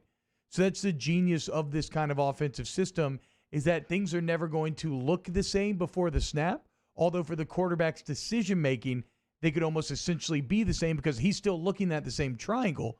It's just out of a different formation, and it's with different personnel. A beautiful offense. You saw the results last year. Can they keep it going this year? I think they will. What will Carolina do with it? These are all questions that we need the football season to answer. When we get back, we'll wrap up hour number 3 here on OTB OT. Stick around. OTB OT. Dear Sports is our love letter to sports. Share your Dear Sports letter with us. Call 860-506-6161 and read it to us. Or share a video or text using the hashtag Dear Sports on Twitter or Instagram. 104.5 ESPN Baton Rouge.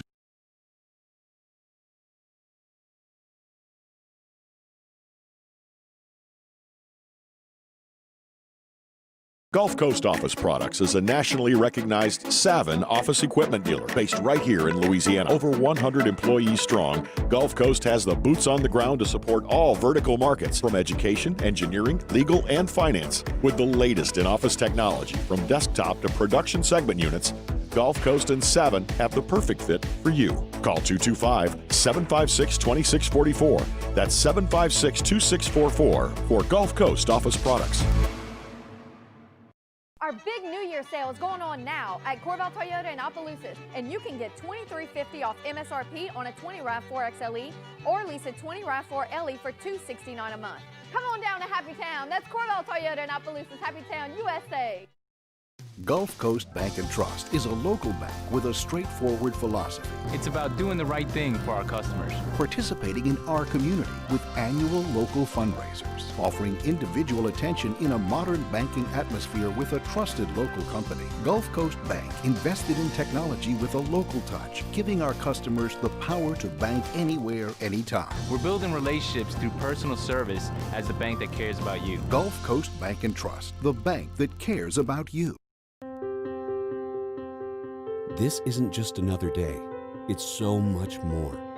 Kelly's life was put on hold when her Auctioner primary care doctor discovered a rare blood disorder. Her doctor connected her to an Auctioner care team of cancer, heart, and kidney specialists. With multiple primary care locations around Baton Rouge, same-day appointments, and online scheduling, we're relentless about keeping you healthy. Auctioner Baton Rouge, innovating healthcare for Kelly. If I built a van, it would do more than haul. It would carry my entire business. I'd make it available in dozens, if not thousands of configurations. It would keep an eye on my fleet. Get an eye out for danger. If I built a van, I'd make it available in diesel and gas. And I'd build it right here in South Carolina. Introducing the all-new Sprinter, starting at $33,790. Built in the USA. Mercedes-Benz. Vans. Born to run. ServiceMaster Elite create clean, disinfected work environments. As a local business, we take pride in serving the New Orleans and Baton Rouge areas. Our cleaning protocols follow CDC and OSHA standards for healthcare settings, offices, senior living, restaurants, and industrial plants. Contact ServiceMaster Elite to get your operation ready for reopening with germ disinfection cleaning. ServiceMaster Elite, the trusted choice in professional cleaning since 1996. Visit Bayou Ford for a new 2020 Ford F-150 for only $30,400 with 0% for 72 months. And all new Bayou Ford vehicles come with a 1 million mile powertrain warranty. The crew at Bayou Ford is going to do right by you.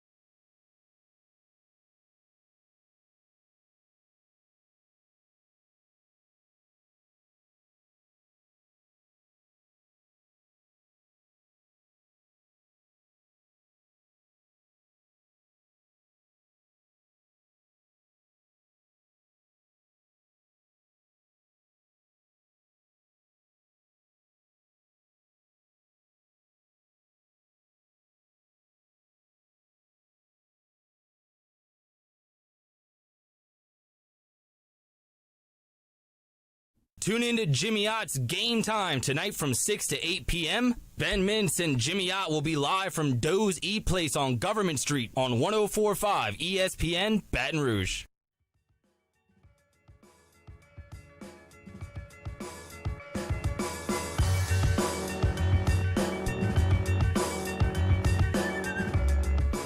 OTB, OT, with T-Bob Hebert, ESPN Baton Rouge, New Orleans, Alexandria.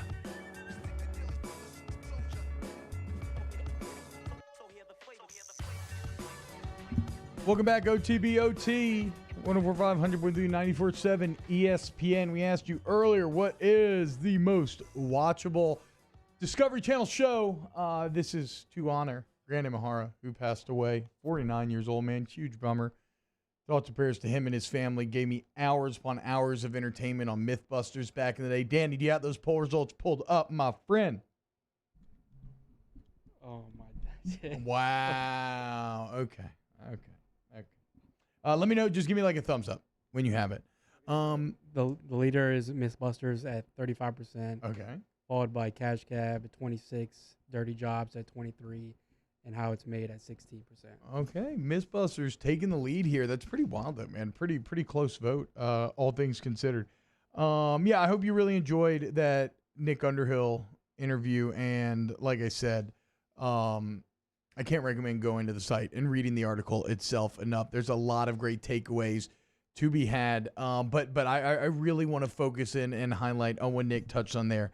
This offense, in terms of the route combinations and everything, like that Joe Brady took from Sean Payton, was so far ahead of the college curve that, as Nick said, even though Joe Brady is gone, as an LSU fan, you can still take a lot of solace in the fact that, yes, he may be gone, but the information that he imparted is still relevant and still very effective. So, like, even if, and this is not the case, but like, even if, because Scott Linehan's got a very good resume, right? It's a guy who's been an NFL head coach, and now he's your passing game coordinator. Even if Scott Linehan was terrible, even if Coach Ensminger was terrible, both of which are not true, and they knew nothing about offense, they could still run this system they installed last year and expect pretty good return, right? So when you combine that, and then you add Linehan and his ideas, and you add Coach Ensminger's expertise calling plays and his understanding of the concepts that Brady introduced last year and how to build on them, all of a sudden you could have an offense that remains, like I said, top tier for years to come. And honestly, they should. And that'll be the expectation. We were asked earlier, who has more pressure this year? Is it on Pelini's defense or Orgeron's offense? And to me, while I could make an argument that the defense and how good it is will have the ultimate biggest impact on the win-loss total, from a fan confidence standpoint, I do believe that this LSU offense is the more important side of the ball, simply because at this point, last year still is the exception, not the rule. It's the fluke, right? And it's conceptually kind of the same thing that we talked about with Peter Burns yesterday, where he said, I think this year's massive for LSU. Like 9-3 is not, it's not acceptable. They need to prove that they can year in and year out be a championship contender, be relevant, and hang with the big boys. He was talking about like going like 10-1, 9-1. I don't know if I'm quite there, but he is right. If they want to take that next step, and if they want to fully assert themselves in the Oklahoma, Ohio State, Alabama, Clemson, if they want to be in that number, they have to prove that last year was not the fluke. And the way to do that is to prove that the offense is going to remain top tier for years. And Joe Burrow told you last year, man, if he made the right decision, the defense could not be correct. There's just nothing they could do. Well, Miles Brennan is going to be put in the same situations, and the bottom line is he just has to have the ability to make the right decision. And obviously that is much, much, much easier said than done, given that like one of the two core, like the two biggest aspects of playing quarterback are, do you know where to go with the ball, decision making, and accuracy. So it's easy to say, just make the right choice, right? That's the devil's in the details. That's where it becomes tough. But also, as Nick alluded to, this is an offense that's going to cut it down to one half of the field. This is an offense that, while looking very complex, is going to simplify things as much as it can. And then when you combine that with Coach O talking about Miles leading these Saturday morning practices, you look at some of the sample size that we had from last year where he looked decisive, got the ball out of his hand quick. He looked really good in that scrimmage that I got to go to before the spring game last year. And yeah, man, there's ample reason to remain excited about this LSU offense, and we will continue to break it down in the offseason. Everybody have a great day. That's going to do it for Tuesday's show. Huge shout out to the best audio producer in the game, Mr. Matthew Musso, the best video producer in the game, Mr. Danny Cardenas. Thank you as well, our wonderful listeners, for sticking around. Remember, subscribe to the 104.5 ESPN YouTube channel. It'll have all of our shows live every day. And then if you love me, subscribe to OTB as well. We will see you tomorrow on a brand new Off the Bench. OTB, OT. To all of our heroes working on the front lines of this COVID-19 pandemic, your